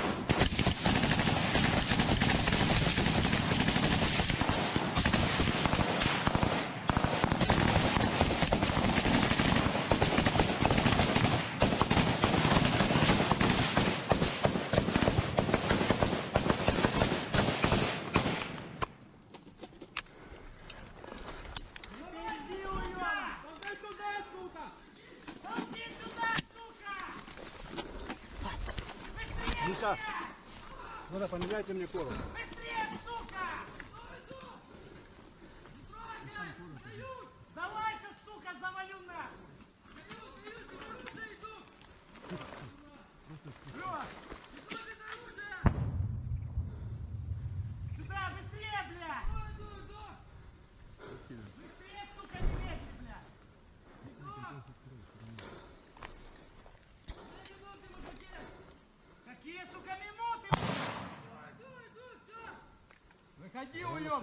Is somebody getting in an argument and shooting each other? I'm not really sure.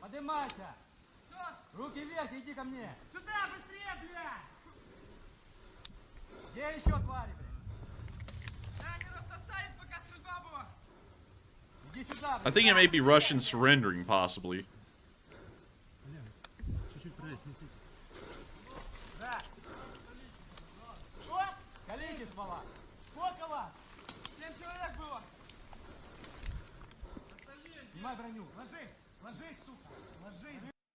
And with that, that's the end of the clip, but showing some of the firefighting happening in the Kherson area around the Dnipro River. And so with that, it is now time for us to move north to Kyiv to cover the speech from President Volodymyr Zelensky here on day 521 of the war. And so, without further ado, everyone, here is the speech from the one, the only President Volodymyr Zelensky. He is an amazing president of Ukraine. He has been leading the country through wartime incredibly, and his video speech will be loading any minute now. And it will be a short one, because he was busy today.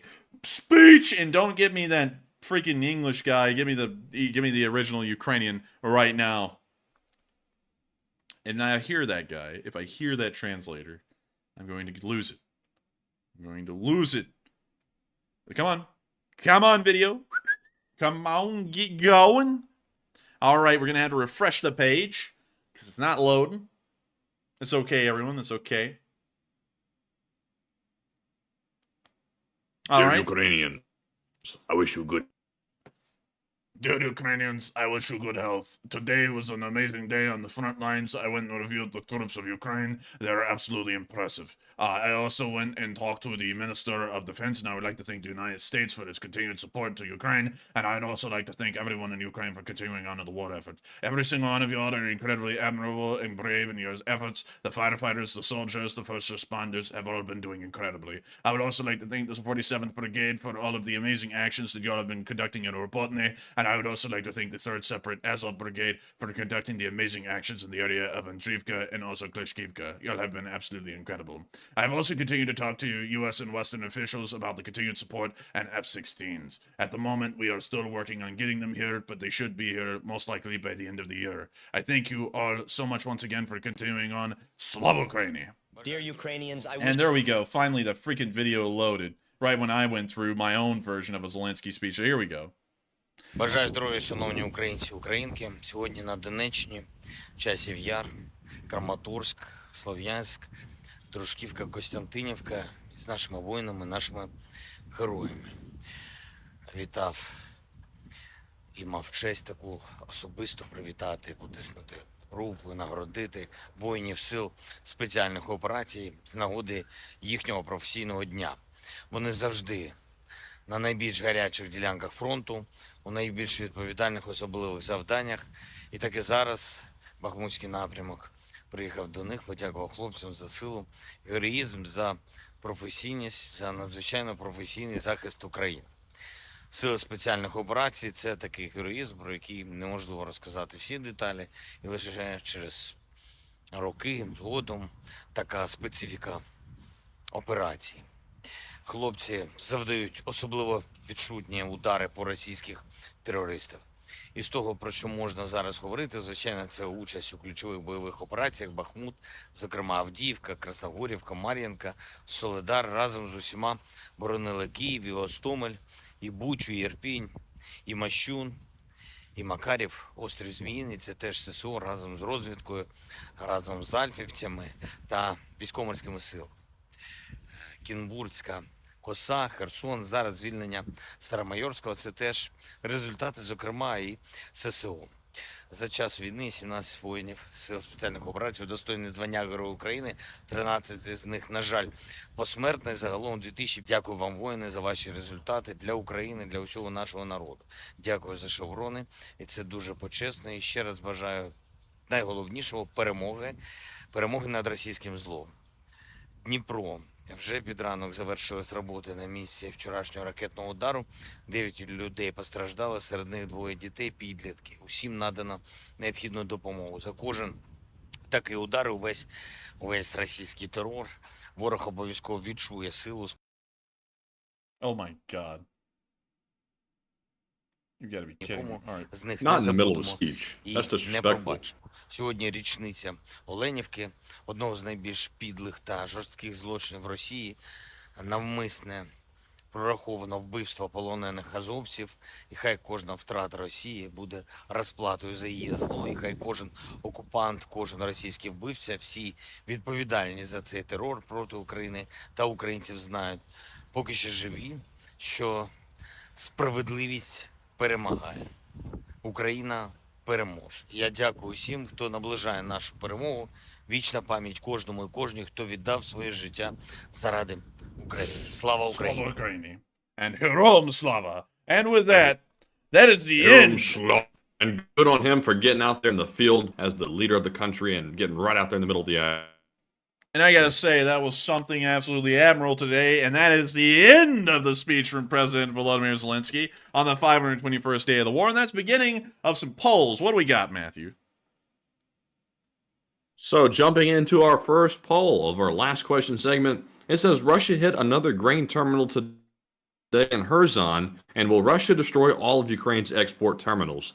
79% said yes, Russia is waging a grain war. 12% said it seems like it, but unsure. 5% said no, Russia is just randomly attacking, and 4% said unsure. And on this one, I would have to say that I do think that Russia is going to try to strategically target each and every one of Ukraine's grain ports. And I can't try to stop the ships in the Black Sea, which it looks like they're going to do anyway, then they'll simply destroy the ports where they can't get the grain out anyway, even onto the ship. So it seems like Russia is very determined to prevent Ukraine from going forward in that grain deal that is now lapsed for almost, I think, 5 or 6 days now. But Enforcer, what say you? And I would completely agree with that as well. It appears that they're trying to destroy the Ukrainians' ability to ship grain into the Black Sea, and that appears to be some part of some larger strategy. And so with that, I hope that does address that fairly well, and we are on to the next one. All right, and our next one says, is Ukraine, if Ukraine is unable to export grain until the end of the war, Is this catastrophic or a minor issue? 58% said it will be catastrophic. 23% said only a minor issue. 15% said unsure and undecided. And 3% said, it won't be a problem at all. And on this one, I would have to say, to me, I think that it'll only be a minor issue. While it would be great for Ukraine to export its grain, I don't think it's going to have a major, problem with Ukraine winning the war. Of course, there will be some issues that arise out of it in the agricultural sector, but overall, it's not going to impact Ukraine winning the war. But Enforcer, what say you? I would have to agree. I don't think it's going to impact Ukraine winning the war, but I think it will certainly start to affect and impact many other countries around the world and their support for Ukraine, and also where they are getting their grain from, and also food security on top of that. And so with that, I hope that does address that fairly well, and we are on to the next one. All right, and up next we have a poll that says, the U.S. says that China has placed malicious code in critical networks, and the extent is unknown. And what are your thoughts? 65% said that's very bad, we are vulnerable. 20% said fine, we are in their systems too. 12% said unsure, and 4% said it seems like a minor issue to me. And I don't know what's got the cough acting up, but it's acting up. And on this one, I would have to say that I think that's very bad, and we are certainly vulnerable. Even if we have similar software in China's systems, that still is not going to negate the fact that all of our crap is going to get taken down. And even though we can retaliate, it doesn't do any good because then our crap is taken down, in layman's terms, in the most simplistic terms. But Enforcer, what say you? I would have to agree with that. It is certainly a strategic detriment to have malicious codes inside of our networks, and I believe that is a massive strategic failing or a security failing on the side of the United States. And so with that, I hope that does address that fairly well, at least in my opinion. And with that, we are on to the next one. And our last poll says, based on available analysis, would you say Ukraine is making extraordinary frontline gains? 44% said, it's good, but not great. 41% said yes, the gains are major. 9% said unsure, and 6% said no, the gains are minimal at best. And I'm definitely with the 44%. I think the gains are good, but not great. They've busted through a very heavily fortified front line that the Russians have dug very strongly into. And to me, it seems like they're doing a good job breaking through because it takes a lot of manpower and a lot of strategic thinking to get through those lines. So while the gains aren't major, they are still good. But Enforcer, what say you? I would have to agree. I don't think the gains have been major. They've been good, but they haven't been what we were expecting. And so that's what I would have to say about it. And with that, we are on to the next one. I believe we're actually on to the questions.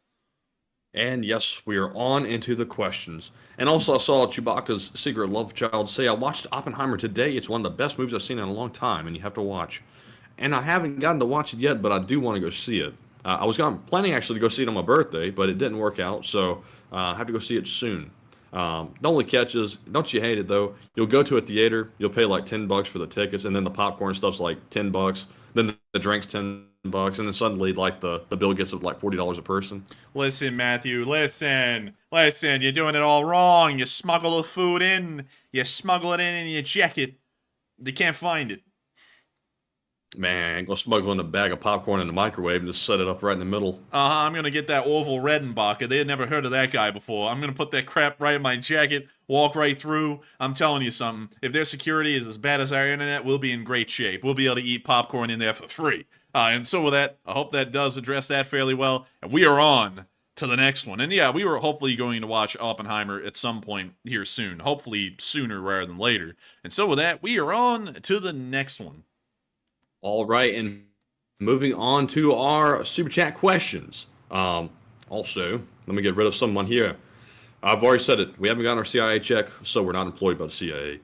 So our first Super Chat goes to Walter A. Lakota Jr., who puts in a $180 donation. And thank you very much, Walter, for that extremely generous support once again. And it's good to see you also as well. He says, Aloha, Enforcer Matt, and LSA from OG Bosun.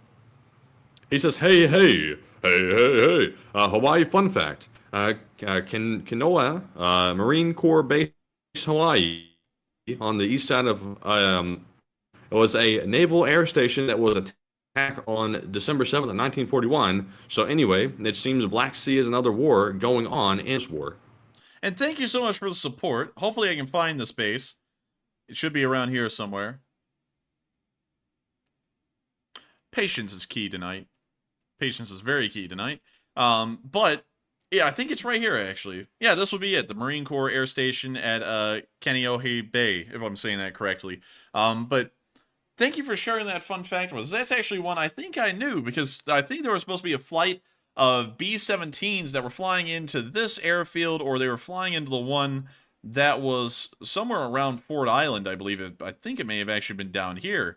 And they ended up being intercepted by the Japanese, and they were shot down before most of them could actually land, which is a very interesting fun fact, and one that isn't really covered much outside of the actual attack on Pearl Harbor itself. But thank you so much once again for an interesting fun fact about Hawaii. You are the Hawaii fun facts guy, Walter, and thank you so much once again for the support, the massive amount of support, and helping this channel to keep on rolling. Because folks like you, Walter, have helped this channel to keep on running. And I got to thank you so much once again for being a massive part of this LSA, a very dedicated part of the LSA as well, and helping these streams to be possible thanks to your support. Also, I would say that the Black Sea is almost like a war in itself with how it's going on. It's completely detached, really, from the Ukraine land war and is on its own scale in a way. And so it's really hard to make the Ukraine land war relative to the Black Sea war that's kind of going on at the same time, because it's almost on a different level diplomatically, militarily, and everything else in between. So I would certainly agree with that 100%. It's pretty much a whole other war. And so with that, thank you so much once again for the massive... What? The chat's out again. Oh, buddy. Loving it tonight. Loving it. And so with that... Man, everything's effing up. Yeah, everything's effing up. And so now it's back, finally. But with that, thank you so much once again for the massive amount of support, Walter, and helping us to keep this thing rolling while we can, hopefully as long as the internet doesn't go out. And thank you so much once again for the massive amount of support. We are greatly appreciative, and we thank every single person, especially folks like you, Walter, who support this channel so massively, because folks like y'all make this channel possible, because, you know, of course, running a channel like this isn't free. And so with that, thank you so much once again. I hope that does address that fairly well. And with that, we are on to the next one. All right, and up next, we have a $20 super chat from BC Skyman, another channel legend, and thank you very much, BC, for that support. Sadly, there is no comment to address, but he did put in a very mighty fine super sticker, I believe it's called. I can't remember what it was, though, but I did see it, and I was thinking, oh, that's pretty cool. But it totally slipped my mind. But Enforcer, what say you? It was a hippo with a robotic arm. Hey! And thank you so much. And thank you so much for the support, BC Skyman, and being an absolute legend of the channel. Of course, being an old guard and supporting this channel to help us to keep this thing rolling. If it wasn't for folks like you, BC Skyman, who have been channel legends and supporting this channel, it wouldn't have been possible for us to keep this thing going. And so, thank you so much once again for the support, and I hope that does address that fairly well. And with that, we are on to the next one. All right, and up next, we have a $20 super chat from Anastasia Haslog. And thank you very much for the support. And she said, hello from Gulfport, Mississippi. Hey! I had my first anti-Ukraine encounter with my neighbor from Russia. Luckily, she's moving soon, and I kept it civil. Go Tigers, but good luck in law school and starting soon. And also, thank you very much for the kind words. And also, it's funny, you're from Gulfport, Mississippi. We have been there multiple times, so we know the area well. And also, welcome to the LSA. And Enforcer, what say you? And welcome to Lee Spring Army. And hello to Gulfport. That's a place we have been a decent amount in our lives. And I'd also like to thank you so much for the support.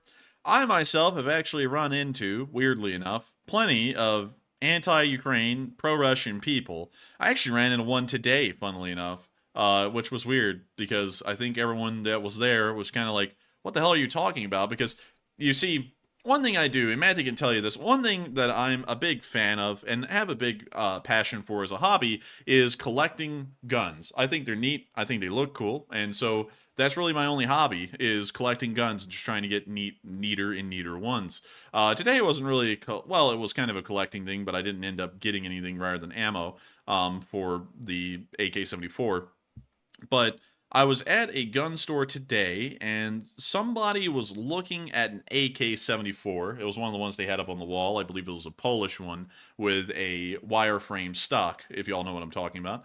And he let his son hold it, and he said, oh, look, you're like those terrorists now in Somalia or so-and-so or such-and-such place or Ukraine. And me and the gun store owner guy, who I know, we both just kind of looked at each other as we were both out of view of this guy, and we're like, what? Did he just call Ukraine a terrorist country? And yeah, the guy did. I don't know what the hell that was. You know, like, we were both like, what the hell do you mean? Like, that was just weird, honestly. You know, it's like, well, what? The Russians that are invading their country aren't the terrorists? They're the good, like, what are they? You know, what are they to you? That didn't make any sense to us. But honestly, you know, and at the beginning of the war, I always tried to give a lot of leeway to people who thought like that. But I was like, I don't know, maybe they just heard the wrong side of the story. You can tell them your side of the story. You can tell them the Ukrainian side of the story, and they just still don't care. You could be like, oh yeah, you know, the Russians commit atrocities every day in Ukraine. Here's a video clip of them, you know, cutting off someone's balls, and they'll just be like, oh, that's faked. What do you mean it's fake? This guy got his head kicked in. He's dead. No, that's faked. That's faked. You know, they're like, what the hell do you mean? Like, you know, that's something that honestly has started to, you know, it started to get on me a little bit. And, you know, and I see some people trying to, of course, align this to politics. It has nothing to do with politics, because I've seen people on both sides that have ended up being pro-Russian. So don't try and throw folks in camps, because it doesn't actually happen like that in real life. You could run up on someone on one side and they're pro-Russian. You can run up on someone on the other side. Really, once you become far enough extreme on both sides, they almost end up agreeing with each other. It's just for different reasons. But anyways, I've always been kind of blown away by that. Is that one thing that's interesting is that they don't really want to listen to things or really hardcore proof that shows that it's not the case. You know, because I don't go around and just say stuff for the hell of it. You know, I don't say that Ukraine is on the right side or it's good to support Ukraine for nothing. There's actual reasons behind why I say that.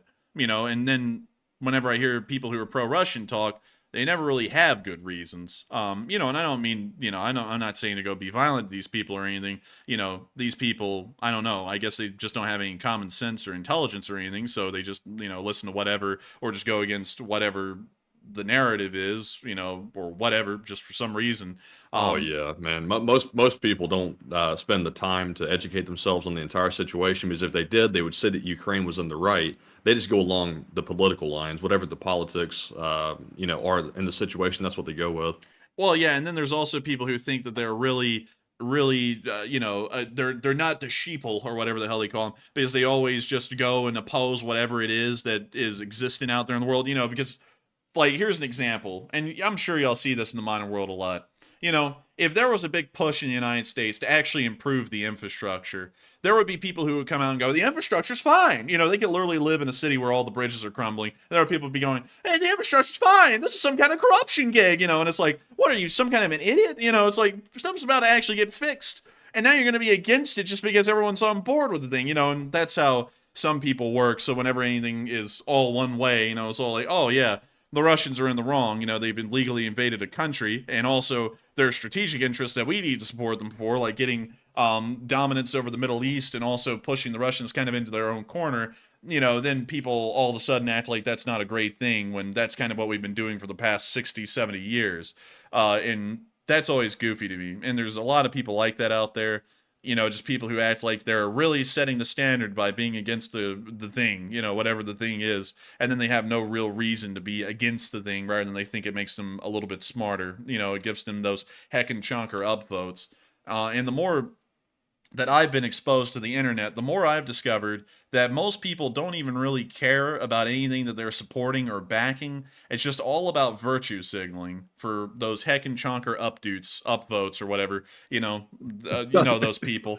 And it's so stupid. That was a heckin' chonker upvote. So, well, I'll explain. So there's you know, and this isn't really anything against Reddit, but there's a lot of people on Reddit who end up doing things just for these things called upvotes. You know, and they have like this, they have these like kind of words they use, like heckin', you know, like which is supposed to be like hell or something like that, like some hellfine upvotes or something like that, but they say heckin' chonker, you know, it's supposed to be like a great deal of upvotes. So you say heckin' chonker upvotes or something like that. I don't know. But anyways, that's one thing that I've noticed a lot, is that nobody on any side on the internet really cares what they're saying. It's all for virtue signaling. And that's something that has really just started to kind of annoy me, because, you know, once you see through it, you can't unsee it. And you see, you know, like, let me try and come up with some good examples. Here's an example for you. You know those people that will, like, you know, the homeless people, like, they'll be on the side of the street. They'll help them. They'll do something kind for the person. but they'll have to film it, and then they'll have to upload it to YouTube and everywhere possible to get the credit for it. Yeah, you know, it's like that, or better yet, it's like, let me try and think of something. You know, I'm trying to make sure not to step over any boundaries too far that we've set as rules we can't cross.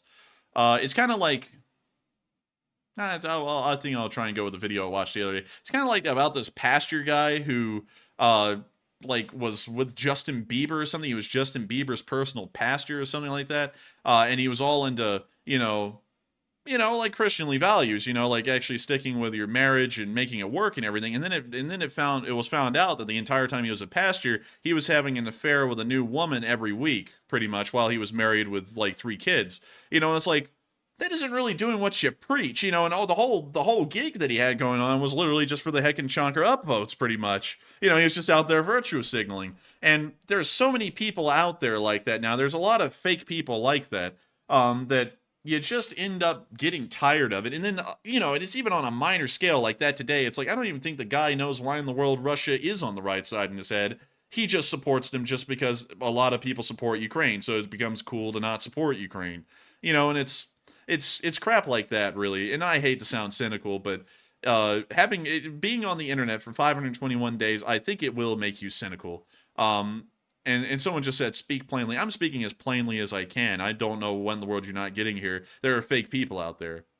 But anyways, with that, I hope that does address that the best I can. And thank you so much once again for the support. And also, I'm saying this like it's kind of a new thing. It's not a new thing. If you look through history, there were plenty of people who were virtue signalers that would hop onto movements, and then they would end up actually just practically destroying these things. And it's always interesting because it's always the ones who talk the loudest about trying to do something, that usually are the ones who are just virtue signals there for heck and chonker updudes, or upvotes or whatever the hell they call it. But anyways, with that, we are on to the next one. And thank you so much once again for the support and helping this channel to keep on rolling. And I hope we addressed that fairly well. And also, thank you for being an LSA member all the way from Gulfport, Mississippi. And so with that, we are on to the next one. All right, and up next, we have a $20 super chat from Trister1. And thank you very much, Trister, for the support once again. He says, Hey! books, and coffee. And a chat question, please. And I'll tell you what, Trister. I went to go and start putting the law books in my Amazon cart. And the law books are a lot more expensive than the college books. I didn't know that. In fact, I'm learning a lot of stuff that I didn't know about law school, like they pick a schedule for you. The books are crazy expensive. And I'm having to look into renting them now because I refuse to pay as much money as those books cost. That is astonishing how much money those books cost. They're not worth that much money. But thank you very much for supporting the book fund because it will be needed. But Enforcer, what say you? And thank you so much for supporting the book fund, Trister, because Matthew is absolutely correct. The publishing fees on those books are insane, and so the prices are ludicrous. Probably because they don't sell a lot of copies of them, so they're really trying to bleed a beat dry in a sense. So we, of course, will have to end up renting the books. But thank you so much for supporting the book fund because that will help us out a great deal. And so with that, thank you so much once again, and we will be taking a live chat. But before we do, I saw someone bring up a great thing, talking about the fake people, the virtue signalers, the heck and chonker upvote people. Stop oil people have got to be, and I don't know if y'all have seen some of their stunts that they've been doing lately, but they have to be some of the most pretentious, stuck up, fake heck and chonker upvote people, and that's what I'm going to just call them. I'm going to call them heck and chonker upvotes. That we're going to call them HCUs from here forward. They are the biggest HCUs I've ever seen. Nothing they ever do actually furthers their cause. They just do crap to do it to be nuisances. Like, let's say a fashion show. It's a fashion show. They're doing clothes and stuff there. It's a clothes thing for the large part. These people run on stage with a bucket of paint and they just throw it at someone for the hell of it, just to cause a scene. And they don't really get a point across or anything. They just do it, and it's like, what the hell's the point of this? And honestly, I'm going to be quite honest. I've seen that as well in this Ukraine war world. And it kind of does aggravate me whenever I see it. Like people who go and paint roads in the colors of the Ukrainian flag. It's like, great. But how's that really helping people in Ukraine? Like when we do stuff, we actually do it to help people. We run fundraisers for charities that actually save lives of people over there. They feed them or help their families to get to safer places or something like that. It's actually something that is helping. But, you know, people who like put like a little blue and yellow banner on their Instagram and they never put $1 into charities or helping out anyone, it's like that's just virtue signaling, you know? It's like and sometimes I understand these folks may have no way to help. So it's, you know, it's just thoughts and prayers and that's really all they can give, and that's fine.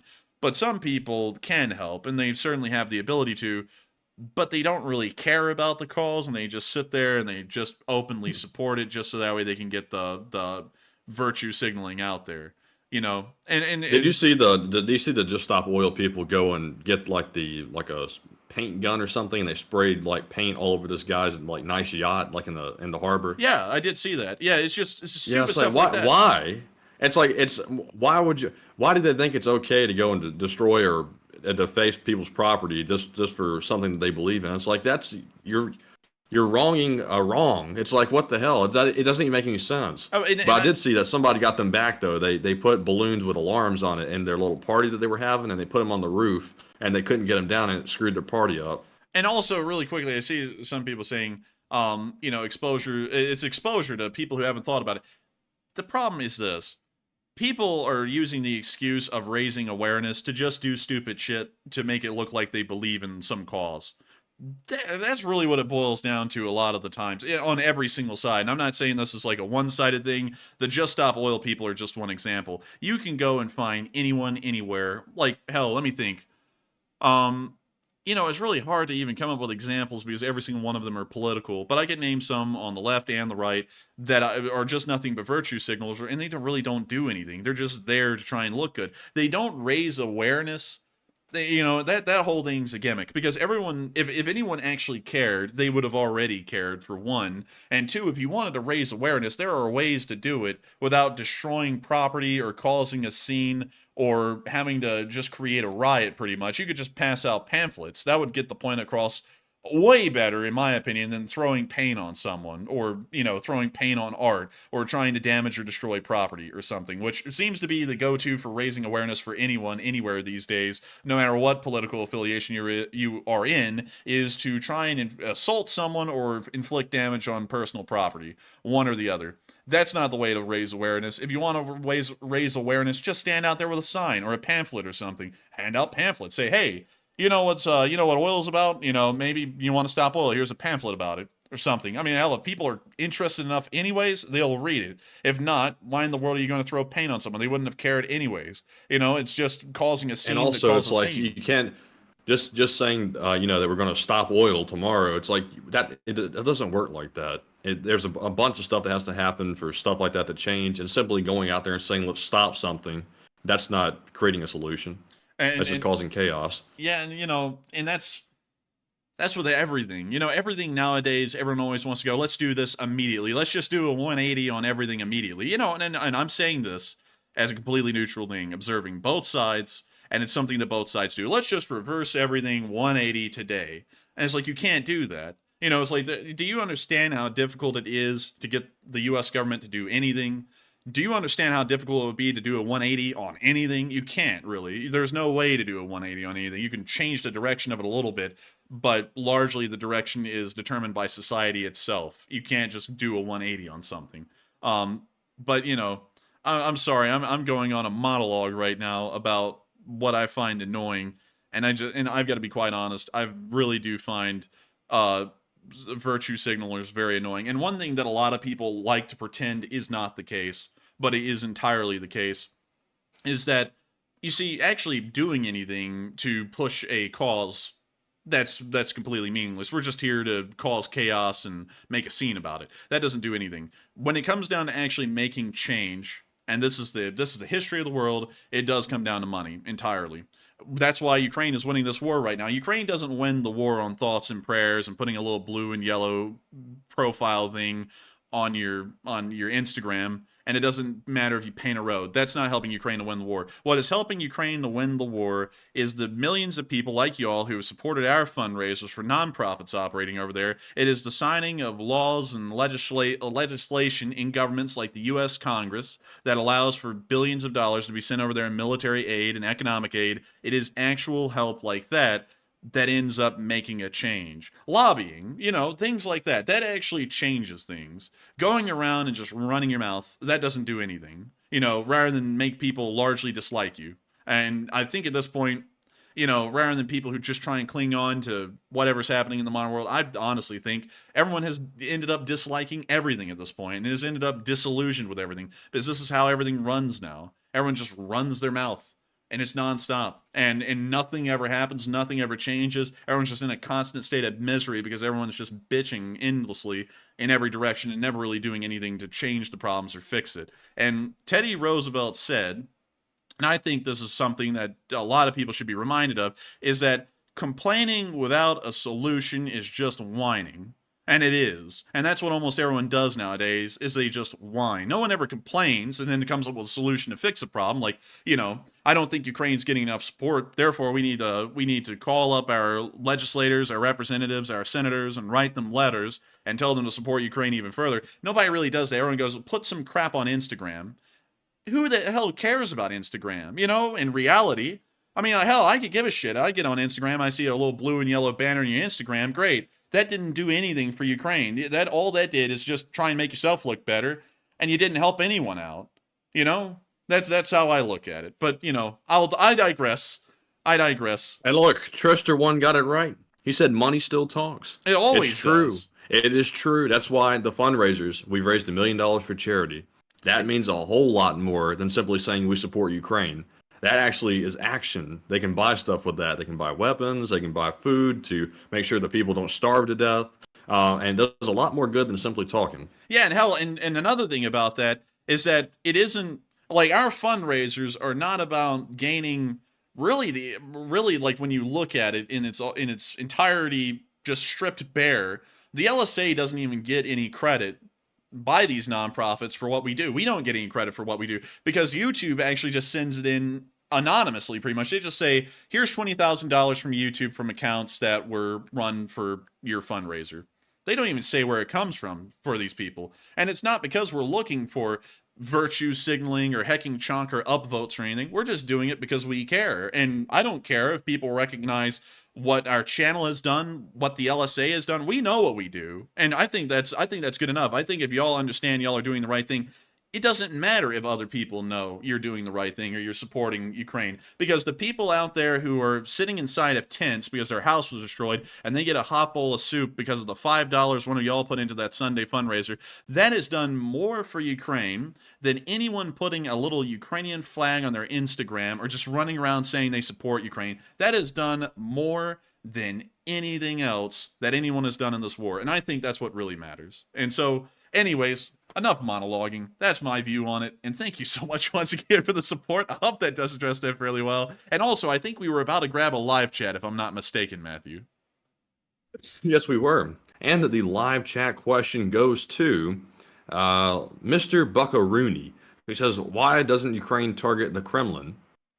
Ukraine has targeted the Kremlin before. At least we kind of think they have with the drone attack that hit the flag post. But I don't think they're wanting to directly attack the Russian government because they're afraid things could go hairy quickly. I think that may be the concern. So they have, but they don't really want to cause real serious damage because then the Russians might try and do the same thing to the Ukrainian government directly. And so with that, I hope that does address that fairly well. And we are on to the next one. And thank you so much once again for sponsoring that live chat.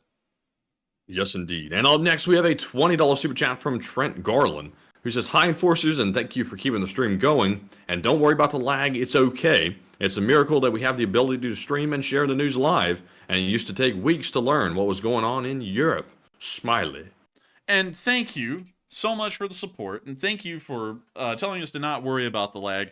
We worry about the lag, though. Well, I worry about the lag because it affects a lot of things in the background. It affects people being able to watch the stream, being able to listen to the news, and then we have a load of people complaining, and then it's really hard for me to know if anyone's even hearing what we're saying or if I need to go back over anything. But it's probably a better thing just not to worry about it because it's not really like we can control it anyways. But thank you so much once again for the kind words and also enjoying this channel enough to support it and find it worthwhile to help this thing to keep on rolling. Because folks like you do make this thing possible. And I've got to thank you so much once again for being a part of the Leaf Spring Army and, of course, enjoying this channel and helping us to keep this thing rolling. And with that, I hope I addressed that fairly well. And thank you so much once again. And so with that, we are on to the next one. All right, and up next, we have a $20 super chat from Andrea Fed. And Andrea does not leave a comment, but thank you very much for the support. And we do appreciate it very much in helping to keep this thing running. Somewhat, because the internet's having issues. But Enforcer, what say you? Well, I thank you so much, Andrea Fed, must be a Fed, for the support and helping this channel to keep on running. Because while you didn't throw in a comment, folks like you do help this thing to keep on going. And the support does mean a lot. It does help us to do everything we do behind the scenes. This is a job, after all, and you help us to be able to do this each and every day. And if it wasn't for folks like you, we wouldn't be able to do this as a job. We wouldn't have been able to do this as a job. And we thank everyone so much once again for y'all's support and helping this channel to keep on rolling. Because much like the LSA has been incredibly generous without any thanks whatsoever to help out Ukrainians and actually know that there's an impact being made over there, y'all have also been incredibly generous, and I hope that we've been able to give enough thanks to every single one of y'all for y'all's direct support to this channel to help us to keep this thing rolling. And so thank you so much once again, and I hope that does address that fairly well. And with that, we are on to the next one. And the next one goes to Junebug72, who puts in an $18 donation. And thank you very much, Junebug, for the support. She said, "Good evening, and you both are helping me pass this ER bed wait time, and thank you. I injured my big toe in a bad way, and I'll be okay. And slow Ukraine. If you have time, please take a live chat question." And I have to say, I'm sorry to hear you're in the ER. And also, I'm sorry to hear you're having to put up with those horrific wait times in the ER as well. It seems like they really don't prioritize people anymore based on injury. And you just sitting there, no matter if you're dying of a heart attack or what, until they get to you. But sorry to hear that, and thank you for the support. And Enforcer, what say you? And I thank you so much for the support. And also, I hate to hear that you are in the ER. I'm glad to know that we've been able to help you pass the time, though. But we had to go to the ER twice last year because both of our parents ended up getting kidney stones, which was a huge ordeal. We still ended up running streams both days, though. I don't even know how we managed that, but we did. And that was a whole hurdle and a gymnastics course we had to do to be able to even run the streams and do everything else we were doing at that point, like managing discords and crap. But somehow we ended up doing it, and it was a nightmare to go to the ER both times. I don't know what the hell it is, but, you know, you could be dying, you could be shot and actually bleeding out in the ER lobby. No one's going to get to you. And I completely understand, like Matthew said, the wait through the ER, because it is tough. But I hope that you eventually do get through the ER and eventually get treated. And I don't know, Josiah, or Josiah, I don't know how to pronounce your name there. You said they prioritize money. I don't know. Because you could tell, like, I think at some point we just told them, hey, listen, we'll pay whatever, just get us back there now. And they didn't even care still. You know, it's like, what the hell's going on around here? It's like, what do y'all care about? You know, it's like, hell. Go ahead. Go ahead. Oh, no, you go ahead. Yeah, I was about to say, you know, when we were sitting there waiting, it's like we had a bad enough situation. We weren't sure what was happening, but my mother had a kidney stone. We weren't sure if it was something worse than that. But they had her sitting there while she was in hard pain, not doing a thing, like for 30 or 40 minutes or something. Some other guy walked in at the same time and was holding his chest and saying, "Oh God, I'm dying. I'm having a heart attack." And they told him, "Sit down. We'll be to you in a minute." And they had the guy sitting there for like 30 minutes while the guy's sitting there like almost convulsing, like having a heart attack or something. And then finally they got him back there. I think he was okay. I hope, but. You know, I don't know if it's just this ER that we're near or what, but not being run right these days. Yeah, and someone said not enough doctors. That's most likely the reason why, is that they can't get to everyone because there's not enough doctors. You know, and it's so annoying, you know, when you think about it. I don't even know how in the hell the United States has a lack of doctors, because I feel like, honestly, we end up, the United States has one of the massive, one of the largest healthcare systems in the world by size. And not only that, many people immigrate from around the world to become doctors here in the United States, nurses and so on. I don't even know how in the world we have a lack of doctors. I don't know what the hell the medical situation is like in other countries based off of that, because everybody comes to the United States to work in the healthcare system here because you can make a killing. And so what the hell does the medical situation look like in other countries, you know, that aren't Europe or the United States or really North America? Is there just no medical care there or what? Because, hell, you know, in America, we have a massive medical healthcare system, and it seems as though you can never get anything done, even if you are paying. You know, this is the stupidest system, you know, and not getting into that, but I think I know what the problem is, but we can't get into it. Well, yeah, we can't get into it. So that we are on to the next one. But I hope we were able to help you to pass the time. And thank you so much once again for the support in joining this channel and helping us to keep this thing going. And we will make sure to grab a live chat as well. All right, and the live chat question goes to, let's see. It goes to T-Rep Adventures. He says, nothing wrong with U.S. troops helping Poland at the border, right? Nah, there's nothing wrong with that at all. They are a NATO country, and therefore they are entitled to assistance from any country in the NATO alliance, including the United States of America, which usually is the forerunner of supporting allies inside of NATO. And so with that, I hope that does address that fairly well. And thank you so much once again for sponsoring that live chat. And with that, we are on to the next one. All right, and the doctors in the chat, I very clearly see they already know what the problem is, but we're still not getting into it because it's politics. But bad decisions. And now but our up next stream, we have a... hang on, our stream literally just got flatlined right there. Let's give it just a second for it to come back. We were having a pretty good streak there for a minute, and it looks like we're back. So with that, let's get on to that next one. And the next one goes to Hal Rose, who puts in a $33 donation. And thank you very much, Hal, for the support. They said, Baba Yaga has a huge following. And thanks for sharing that. My worst nightmare. And pick a question from the chat, please. Thank you for the support, Hal Rose. And Baba Yaga is one hell of a creature. And someone actually said a while ago, don't disparage folklore. Hey, listen, if the folklore doesn't make any sense, I'm going to disparage it. Honestly, I don't get Mothman. You know, that's a thing I don't get in America.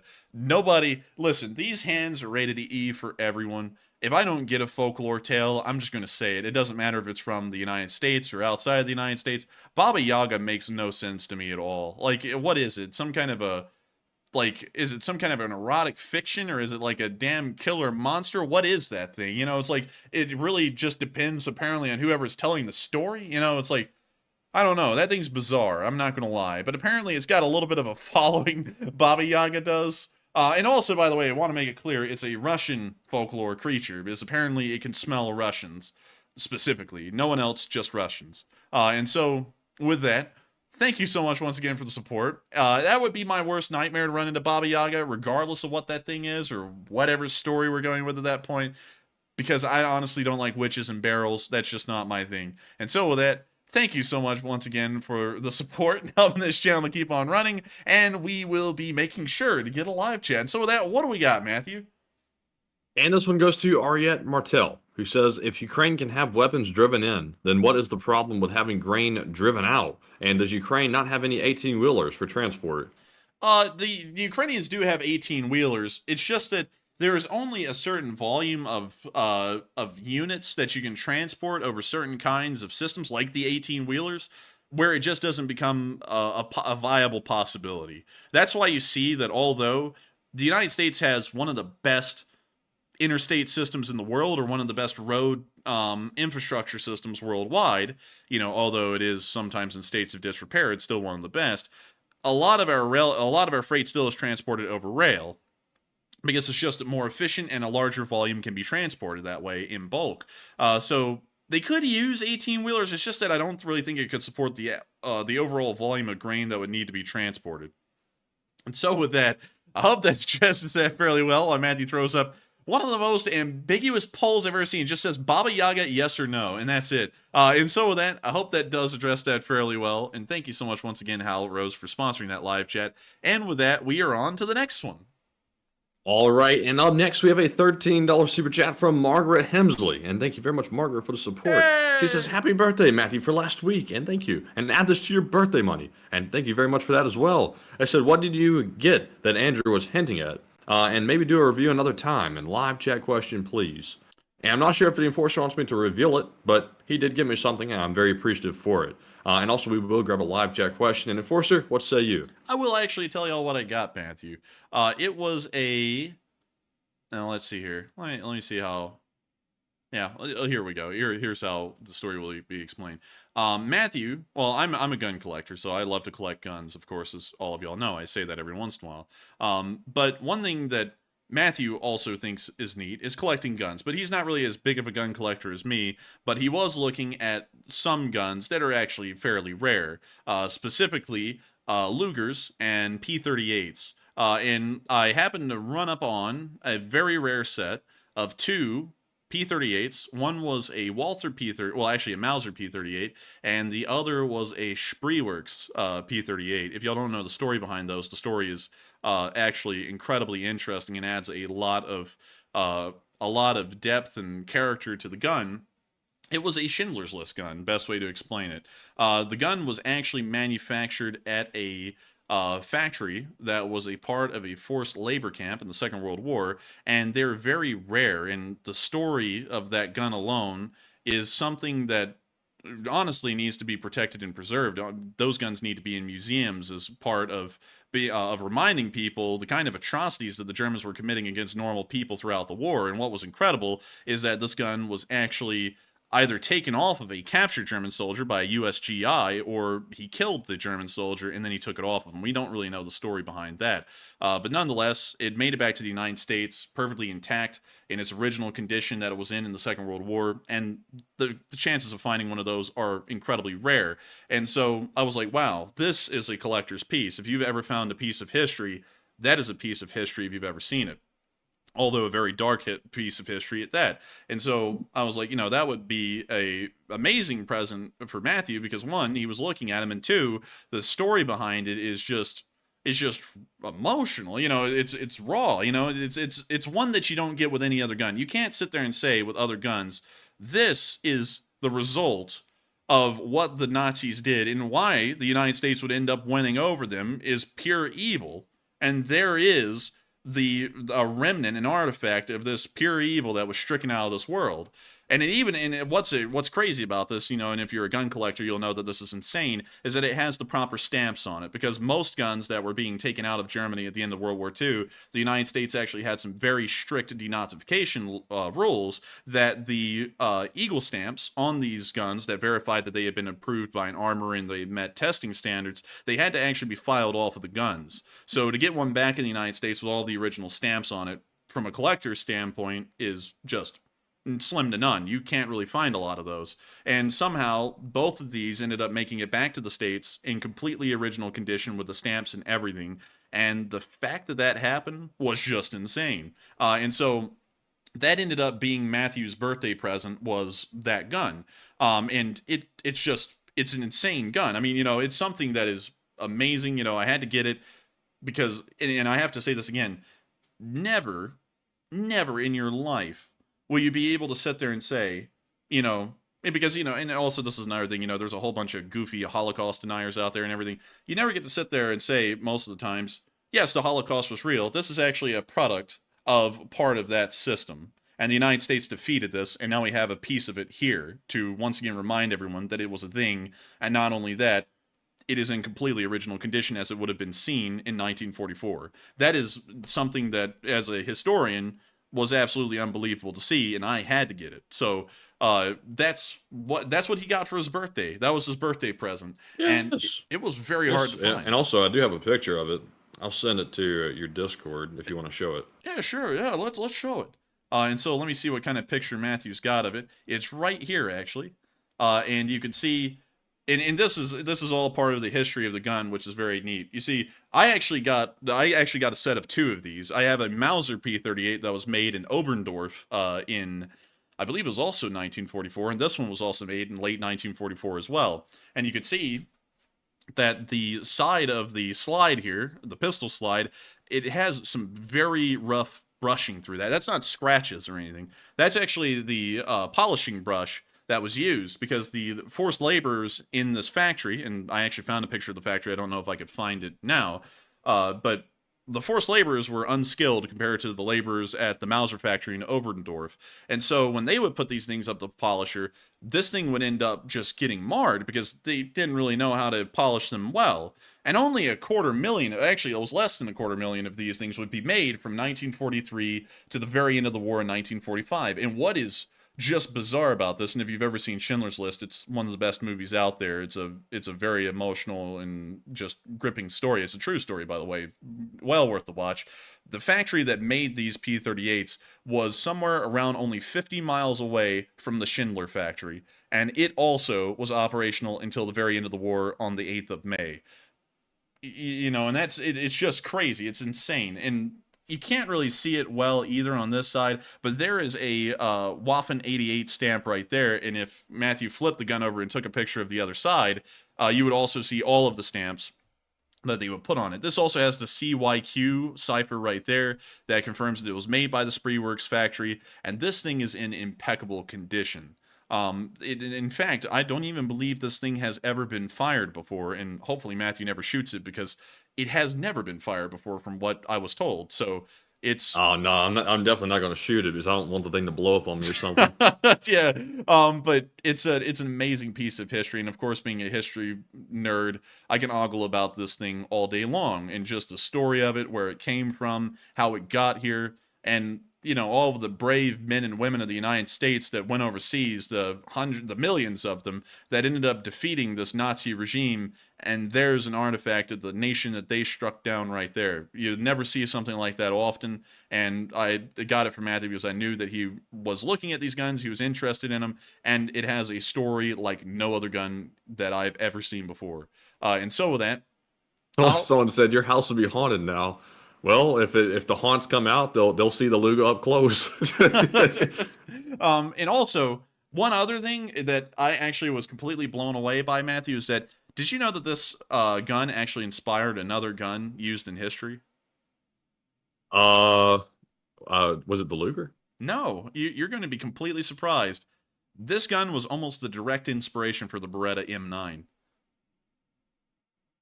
This one? Yeah, well, let me show you a picture. Beretta. And also, I want to say I was very appreciative for the enforcer getting me this birthday present. I didn't expect something this grand for my birthday, so I was very shocked to see it. And I'm very grateful and thankful that he was so kind to gift this to me on my birthday. Why the hell does it sound like you're like sitting there, thank you so gracious king? It's no big deal. But anyways, this is they say that the designers of the Beretta in M9 actually took a lot of inspiration from the P38. You can kind of see it a little bit, you know, a little bit. It's a bit of a stretch, but I can kind of see it, especially. Yeah. I'm having a hard time seeing that. I don't know. That's what they say. That's what they say. You know, I don't know if it's true or not, but that's the story out there, is that this gun took a lot of inspiration from the P38. But anyways, an amazing gun, an amazing piece of history. You know, one gun that I was looking for a long time, and it's out of my price range because they're crazy expensive, was a toggle action Luger, the commemorative one. It was like it was post-war, and it has like gold stuff on it. Very cool looking. If you punch in Luger P08 gold and see if it pops up, because this is the coolest looking Luger. It has the toggle action and everything. These? Well, not solid gold. Punch in Luger P08 commemorative. Commemorative. Oh, these. Yeah, you showed me this one before. Yes, yep. That's the one right there. I saw one in Gunbroker. It was an auction. It was sitting at like $2,000. It got all the way up to like $7,000. I was like, oh my God, who pays $7,000 for a pistol? But it's so cool though. It is pretty neat. I mean, wow, look at that. Yeah, that's a pretty nice one right there. But you got to admit, the P38s are pretty interesting as well. Yeah, I like the P30. I like all of them. Like, they're all very unique. And especially the toggle action. That's extremely unique. Yeah, this one's really unique as a system. But you know what's really unique is the C96 broom handle, which is just the dumbest pistol ever made, because you fed this thing with stripper clips like a rifle. You can actually see that right there. There's the stripper clip with the bullets in it. It didn't have a detachable clip or a magazine. You just had to feed it with a stripper clip every time you wanted to reload it. Interesting. Yeah, really weird. You know, honestly, I'm not really that big of a fan of it, but still, you know, it's neat for what it is. But anyways, I hope that does address that fairly well, Margaret. And that was the gift he got. And he had hopefully he had an amazing birthday. I'm hoping he did. And we will make sure to get that live chat. And thank you so much once again for the support. All right, and the live chat question goes to I Am Gift Bearer, who says, Do you know what unit is bombing Moscow? We don't know at the moment. It's kind of unknown who really is bombing Moscow. We assume it's the Ukrainians, but it could be the Russians. It could be Russian partisans. We're not exactly certain. But with that, I hope that does address that fairly well. And I thank you so much once again for sponsoring that live chat, Margaret. And with that, we are on to the next one. And the next super chat goes to Psyops, who puts in a $10 donation. And he puts in a song. And Psyops, I do appreciate the support first off. But I must say that my rule is I cannot sing. And I don't sing because it would cause people's ears to bleed. And that would subject me to liability. And I don't want that. But Enforcer, would you like to give this song a sing? I would like to, however, I wouldn't be able to read it on my phone right now because my Discord's been glitching on my phone. So sadly, I don't think we can, because there wouldn't really be any way for me to vet the lyrics before it was shown on screen. So with that, I do thank you for the support, Sibes, and I wish we could read it, but instead we will donate the super chat to a live chat. But thank you so much once again, Sibes, for being an old guard of this channel and helping this thing to keep on rolling. And one day we will sing again. It's just that I don't want people to suffer. And so with that, let's get to the live chat. And the live chat question goes to some random jet who says, why doesn't, or rather, why didn't Ukraine assist the Freedom for Russia Legion when they attacked Belgorod? Because that would show that it's a directly Ukrainian affair, and they were trying to make it look like the Ukrainians weren't really involved in that. And that was their reasoning. And it's kind of also the same reasoning behind the Bay of Pigs invasion. The United States didn't really want to look like they were directly involved in the thing, so they got Cuban expats to go back to Cuba and then try and start a coup in Cuba. So and that's kind of the same thing. By the way, do you know that the Bay of Pigs is this thing right here? It's this bay? Really? It says Bay of Pigs. Yeah, it says Bay of Pigs right there. I never knew where the Bay of Pigs was. I always thought it was on the northern side of the island until maybe a few months ago. And then I found out the Bay of Pigs is actually here, almost in the middle of like the swampy jungle area. Huh, I didn't know that. Yeah, it was pretty cool. But with that's where the failure happened. Yeah, that's where that failure happened, where everybody got slaughtered. And then it was found out that this was a US-backed coup. But anyways, with that, I hope that does address that fairly well. And we are on to the next one. All right, and real quick, the question is Baba Yaga, question mark. 66% said yes, and without warning, they said yes. 34% said no. And I don't know what the yeses, if they know what they're getting into, but yeah, interesting. I would have thought it'd been no. I definitely said no. I guess a lot of people were pervy. But anyways, moving on from that poll right there, we're moving back into our super chat questions. The next one goes to Slava Ukraini Max, who says, do you believe the rumors of the Russian mob plotting to take Putin out and claims they have failed on 2 occasions and the oligarchs planning as well to remove him from power? No, I think the oligarchs are planning to remove him from power possibly, or they're all planning to do a little Caesar stab him in the back kind of deal.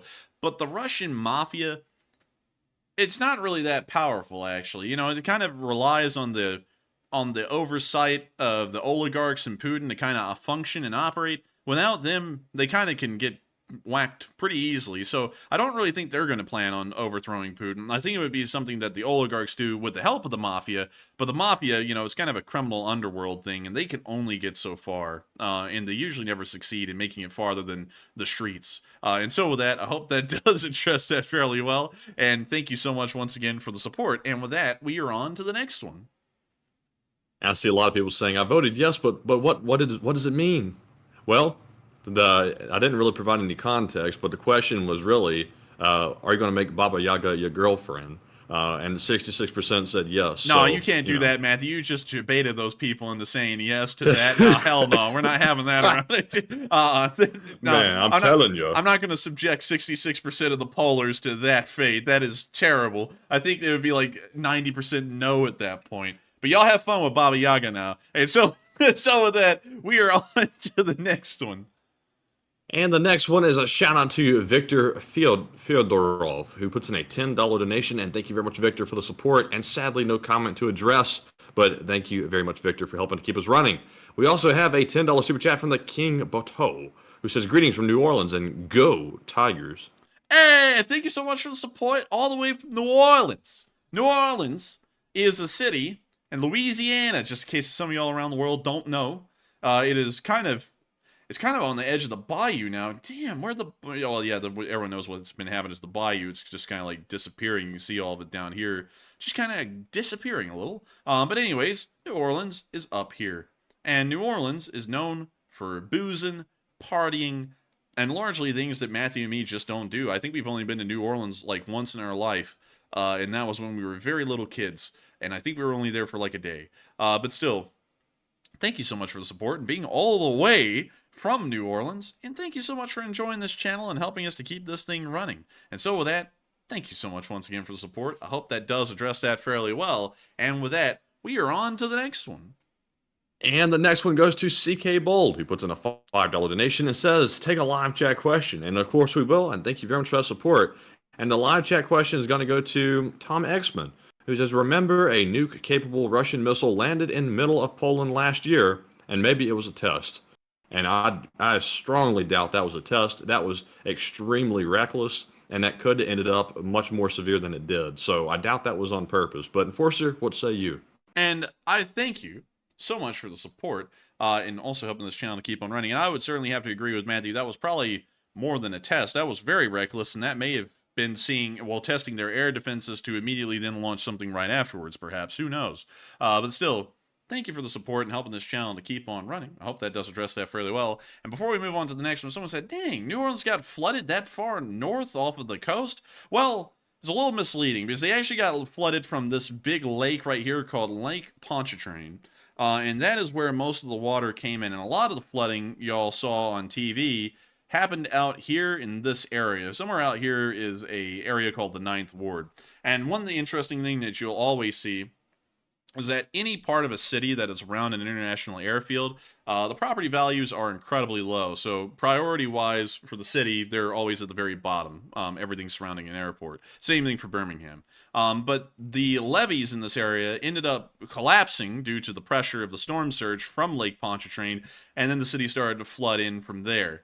It got really bad. I mean, this got really, really bad. It was so bad that people were trying to flee New Orleans into surrounding counties, and there were standoffs in between the police in these surrounding counties where they would face these folks down at gunpoint and force them to go back into New Orleans, so that way the looting and just overall breakdown of order in New Orleans didn't start to spread to neighboring towns, counties, and things like that, which was a major concern because if anyone knows, after Hurricane Katrina hit New Orleans, the city, due to just a lack of everything, lack of facilities, anything else, the breakdown of law was imminent. In fact, there was no law enforcement at that point. There was really nothing at that point. So hundreds of thousands of people inside New Orleans were really just left to fend for themselves and find out something to do. And that, of course, led to people doing desperate things during desperate times. And it was a terrible time for New Orleans. It was a really bad time for the country, really, because it was just a year or two after 9/11 as well. So, you know, the United States was just having a rough time of it all together. But anyways, with that, I hope that does address that fairly well. And with that, we are on to the next one. And our next one goes to Grand Nagus of the LSA, who puts in a $5 donation. And thank you very much for the support. They said, sorry if you already explained this. On the Enforcer merch page, what is the Mockingbird reference that the sticker is for sale? And that reference is a reference to the large, I believe it was a radar installation or a listening post that the Russians had installed right outside of Chernobyl that was top secret for a long time. And now it's rusted over, and you can see it if you go look at Chernobyl. So that is what that is. That was called the Mockingbird. But Enforcer, I'm sure you have some more detail. Yes, the Mockingbird system was actually some kind of a early alert system that the Russians were trying to build that would detect either bombers flying over the North Pole or nuclear weapons flying over the North Pole. By the time they completed it in the 70s, construction, by the way, started in the 50s, they completed it in the 70s, it was obsolete already, but they kept it secret and they operated it for about a decade and a half before the Chernobyl incident happened. And then they even tried to operate it longer until the collapse of the Soviet Union in the middle of an irradiated hellhole nuclear wasteland.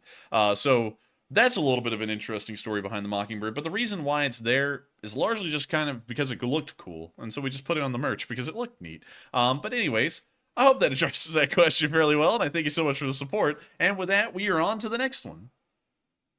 And the next one goes to Dark Warrior 137, who puts in a 5 and says, if you light a lighter, your lighter gets lighter until your lighter gets so light from lighting that it doesn't light. Man, I'm telling you. Oh, man, I'm telling you. He's playing mental games with this. Oh, man, I'm telling you. But still, thank you for the support and an interesting comment. And with that, we are on to the next one. And the next one goes to White Lightning 777, who puts in a 5 and says, Poland wants Russia to try something. They're still mad about Molotov-Ribbentrop Pact from World War II, in which Russia backstabbed their fellow Slavs. And I thank you for the support, and I kind of agree with that. The Poles hate the Russians, and they have a really good historical reason to do that. Really, everyone around them has a good historical reason to hate the Russians, really just because of the Cold War alone, and for Poland specifically, World War II. And so with that, I hope that does address that fairly well, and I thank you so much once again for the support. And with that, we are on to the next one. All right, and up next we have a $5 super chat from Joe Little, who says, my internet is crapping out on my end now. And join the club. Oh, man, I'm telling you, nobody gets any respect around here. Oh, man. But still, thank you for the support, and it sounds like everyone's having a tough time with the internet tonight. And so with that, we're on to the next one, and thank you once again. All right, and the next one goes to Eldad Sorek, who puts in a 5 and says, there's a Scooby-Doo Baba Yaga episode. I thought you'd find that interesting. And good luck in law school, and Slav Ukraine. Hang on, I gotta pull that up off screen. Scooby-Doo. Like Zoink Scoob, there's a Baba Yaga over there. Oh, let's see here. Oh my lord, there really is a Baba Yaga in Scooby-Doo. Like, Zoink Scoob? I think she's coming for us. Raggy, go streak. But anyways. Hey, look, gang. A freak. Aw, gee, gang. Look, it's Baba Yaga. Oh, dear. No, that's not Baba Yaga. That's just the witch. Man, that really do just look like a witch, though, you know? This one, however, I don't know. That one kind of looks like an eagle and a witch put together. But yes, there was a Baba Yaga in Scooby-Doo. We just found that out. Baba Yaga has now been confirmed. But it appears... Wait a minute. This thing really does have chicken legs, though. Huh. That's a straight-up house. Yeah, that's just a straight-up house with just giant chicken legs. Uh-huh. Okay, well... That's some wacko stuff. Yeah, this is some wacky stuff. You see, some people were saying, don't make fun of the story just because it isn't from the United States. No, I make fun of things in the United States, too. Mothman, like, someone just said, what do you mean? It's just Mothman. That's what it is. Yeah, that's what doesn't make any sense. It doesn't even have a, like, story behind it. Like, other things have a story behind them, a little. Like, Mothman's just Mothman. Like, he doesn't even have an origin story. He's just around, you know? It's like, that doesn't even make any sense. This doesn't make any sense. A house with chicken legs. Like, what the hell is even scary about that? That's just like something you'd see of a Victorian era freak show, and then a witch is living in it that's a freak, you know? Like, the whole thing just doesn't make any sense. I've got to be honest with y'all. And then Hagrid's here for some reason. I don't know why, but he's in Scooby-Doo too, I guess. Who's that? Some guy from Harry Potter, I think. I don't know. But anyways, with that, Baba Yaga's in Scooby-Doo. Never heard of him. Like, zoinks! You've never heard of Hagrid? No, I've never heard of him. Like, Zoink Scoob, I think we got a media illiterate person. Raggy. Anyways, with that, we are on to the next one. Thank you once again for the support. And the next one goes to Marcus Kennedy, who puts in a 2 and says, boom goes the bridge, says Enforcer Matt. And he did. And sure, I'll say it. Yeah, he just said it. And so with that, thank you for the support. And he did say it. And so with that, we are on to the next one. And the next one goes to Chris Webb, who puts in a 2 and says coffee fun. And thank you very much, Chris Webb. And thank you so much, Chris Webb, for the coffee fun. You can tell I need a little bit more coffee right now. And thank you so much once again for helping this channel to keep on running. And with that, we are on to the next one. And the next one goes to Philip Fixes LSA, who puts in a 2 and says glory to the heroic sweet potatoes, Heroyam Slava. And thank you so much for the support, Philip Fixes, and Hurom Slava and Slavokraini, and long live the Lee Spring Army. And with that, we are on to the next one, and thank you so much once again for the support. And with that, we are moving into our live chat questions, and of course, we have to get to the Morse code decoders of the stream. Tonight, we had Cliff Simonson, Mark Hodges, and Earl Bernew. We are slowly whittling down our Morse code decoders of the stream. They said tonight's Morse code cipher says beep, beep, boop, boop. Are there any Morse decoders on? Long live the LSA. That's the sound of money. Y'all got that right on the mark. I buy that for $1. Y'all got that right on the nail. And I was wondering if we were even having any Morse code decoders on the stream at this point, but y'all just proved there are still some around. And so the Morse code messages will keep flooding in like they do every single day, different ones every 24 hours. So thank y'all so much once again for getting that Morse code message correct. Y'all have blown away the LSA with almost continuous Morse code decipherings every single day, and it's been absolutely impressive through every single moment of it. And so thank y'all. Thank you very much. So much once again. And with that, we are on to the next one. All right, and up next we have a question from Arya Mattel once again, who says, "Is it just me? But how does attacking Moscow help Ukraine? This is just plain ignorant escalation that will not end well." Well, we really don't know if Ukraine's even attacking them right now. It may just be a Russian false flag.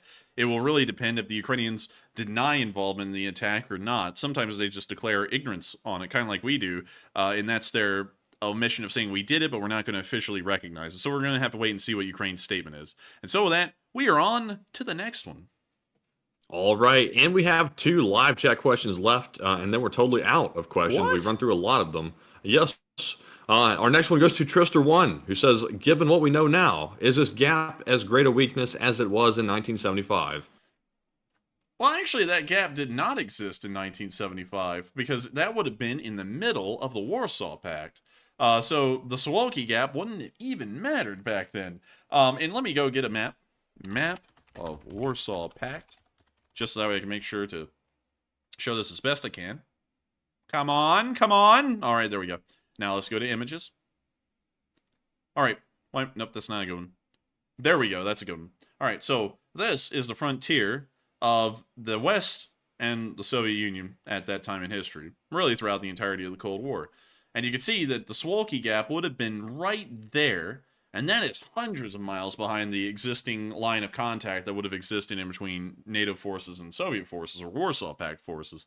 And so it wasn't really a weakness back then, but in the modern day, in NATO strategic terms, it's a massive weakness because it's sandwiched in between Kaliningrad and Belarus, and both of those could be used in a war where Russia is the belligerent to close the Suwalki Gap and close the land bridge in between the rest of NATO and the Baltic states. Honestly, the Baltic states are in one of the most strategically unadvantageous spots because of the Suwalki Gap, because it only takes the closure of the Suwalki Gap, which is 40 miles wide, that's it, for the Baltics to be cut off entirely from any kind of land corridor. That would not be the case for the Scandinavian countries. There would always be a land corridor from Norway to Sweden and on into Finland, so that's nothing that would have to be worried about, and shipping lanes could be made at Gothenburg and Bergen, or even Oslo, and then transported across the rest of the Scandinavian area. So there is a way to provide a large amount of arms, shipment, and support to the Scandinavians.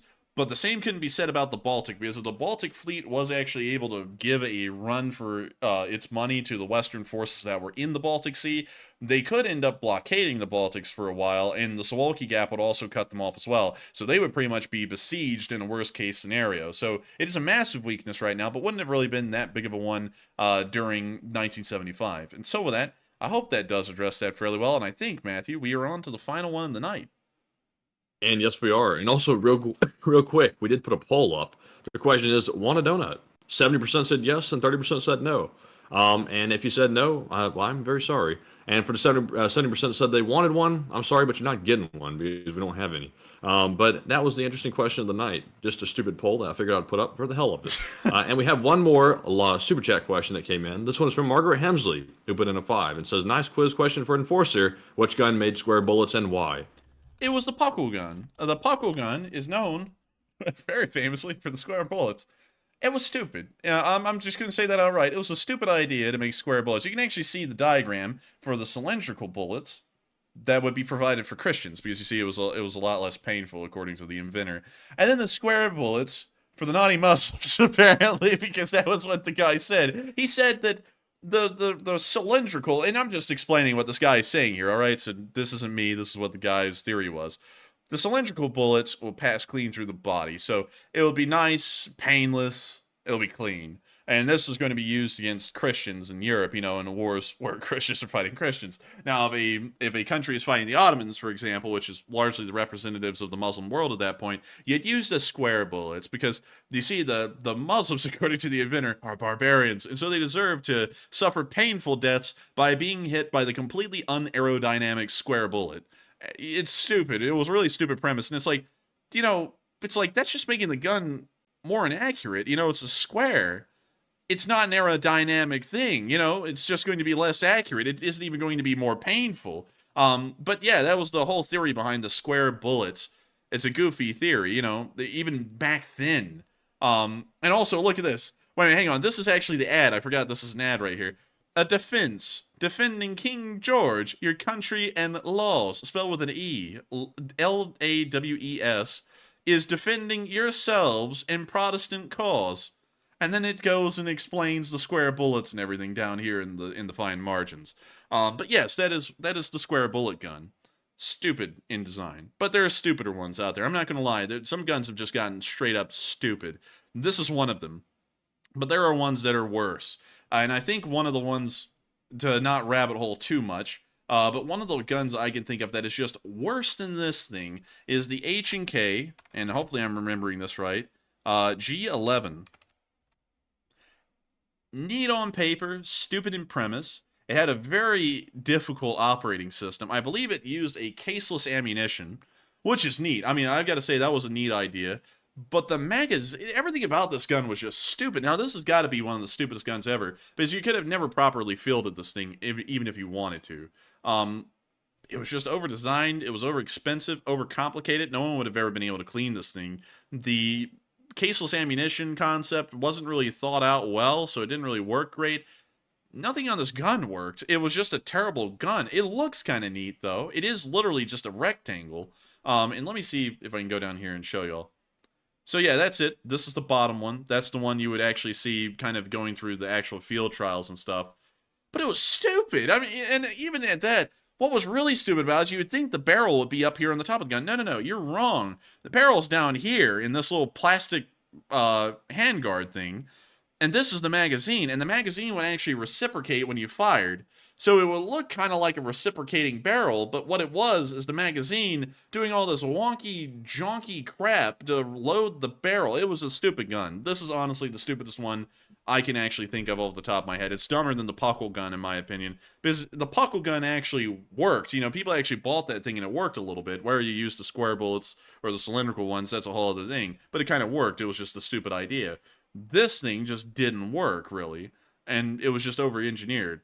Of course, not crapping on H&K, though, because, you know, H&K could crush me with the weight of their wallet, but, you know, it was still a dumb gun design. But anyways, with that, I hope that does address that fairly well, Margaret Hemsley, and also answer that pop quiz question. And with that, we are on to the final question of the night. And so, who is lucky? Oh, sorry, let me start that over again. My voice just absolutely, like, died. Wow. Who is the lucky last person to throw in the lucky last question of the night? All right, and that viewer is Paul Dempsey, who says Ukraine should make a commercial for Russia, that God's wrath will come down on them for destroying the church in Odessa. And what do you think? I think that would kind of be a good move to make. But at the same time, it would kind of be a little bit of a tough one to justify for them, because they don't even really consider the Ukrainian Orthodox Church at this point to even be a part of the Eastern Orthodox Church at all. So they would probably say that they were destroying some kind of a satanic group. They may even cheer it on in the Russian public. I don't really know. I sadly feel like they would. But it would still be worth a try if it was possible. And so with that, I hope that does address that fairly well. And with that, it is the end of tonight's stream. I thank you all so much once again for watching. If y'all did enjoy, please make sure to like, comment, and subscribe, as this channel runs every single day of the week. Well, except for Mondays. 6 days a week at 10 p.m. Eastern Time, covering the past 24 hours of the news of the war in Ukraine, and almost every day we run a short war summary. We've actually been having a hard time doing that because throughout most of the day we're not getting enough good news to make some of those videos for, but, you know, that's something for a whole other time. We hope y'all do enjoy them when they come out, though, and it seems like a lot of y'all are. And with that, I hope to see you all for tomorrow's Sunday fundraiser. Good night, good luck, stay safe, take care, Slava Ukraini, and long live the Least Spring Army. The Least Spring Army never dies. And good night, folks. See you all tomorrow on our fundraiser stream, and Slava Ukraine. Yeah! Yes. The Least Spring Army sends its regards.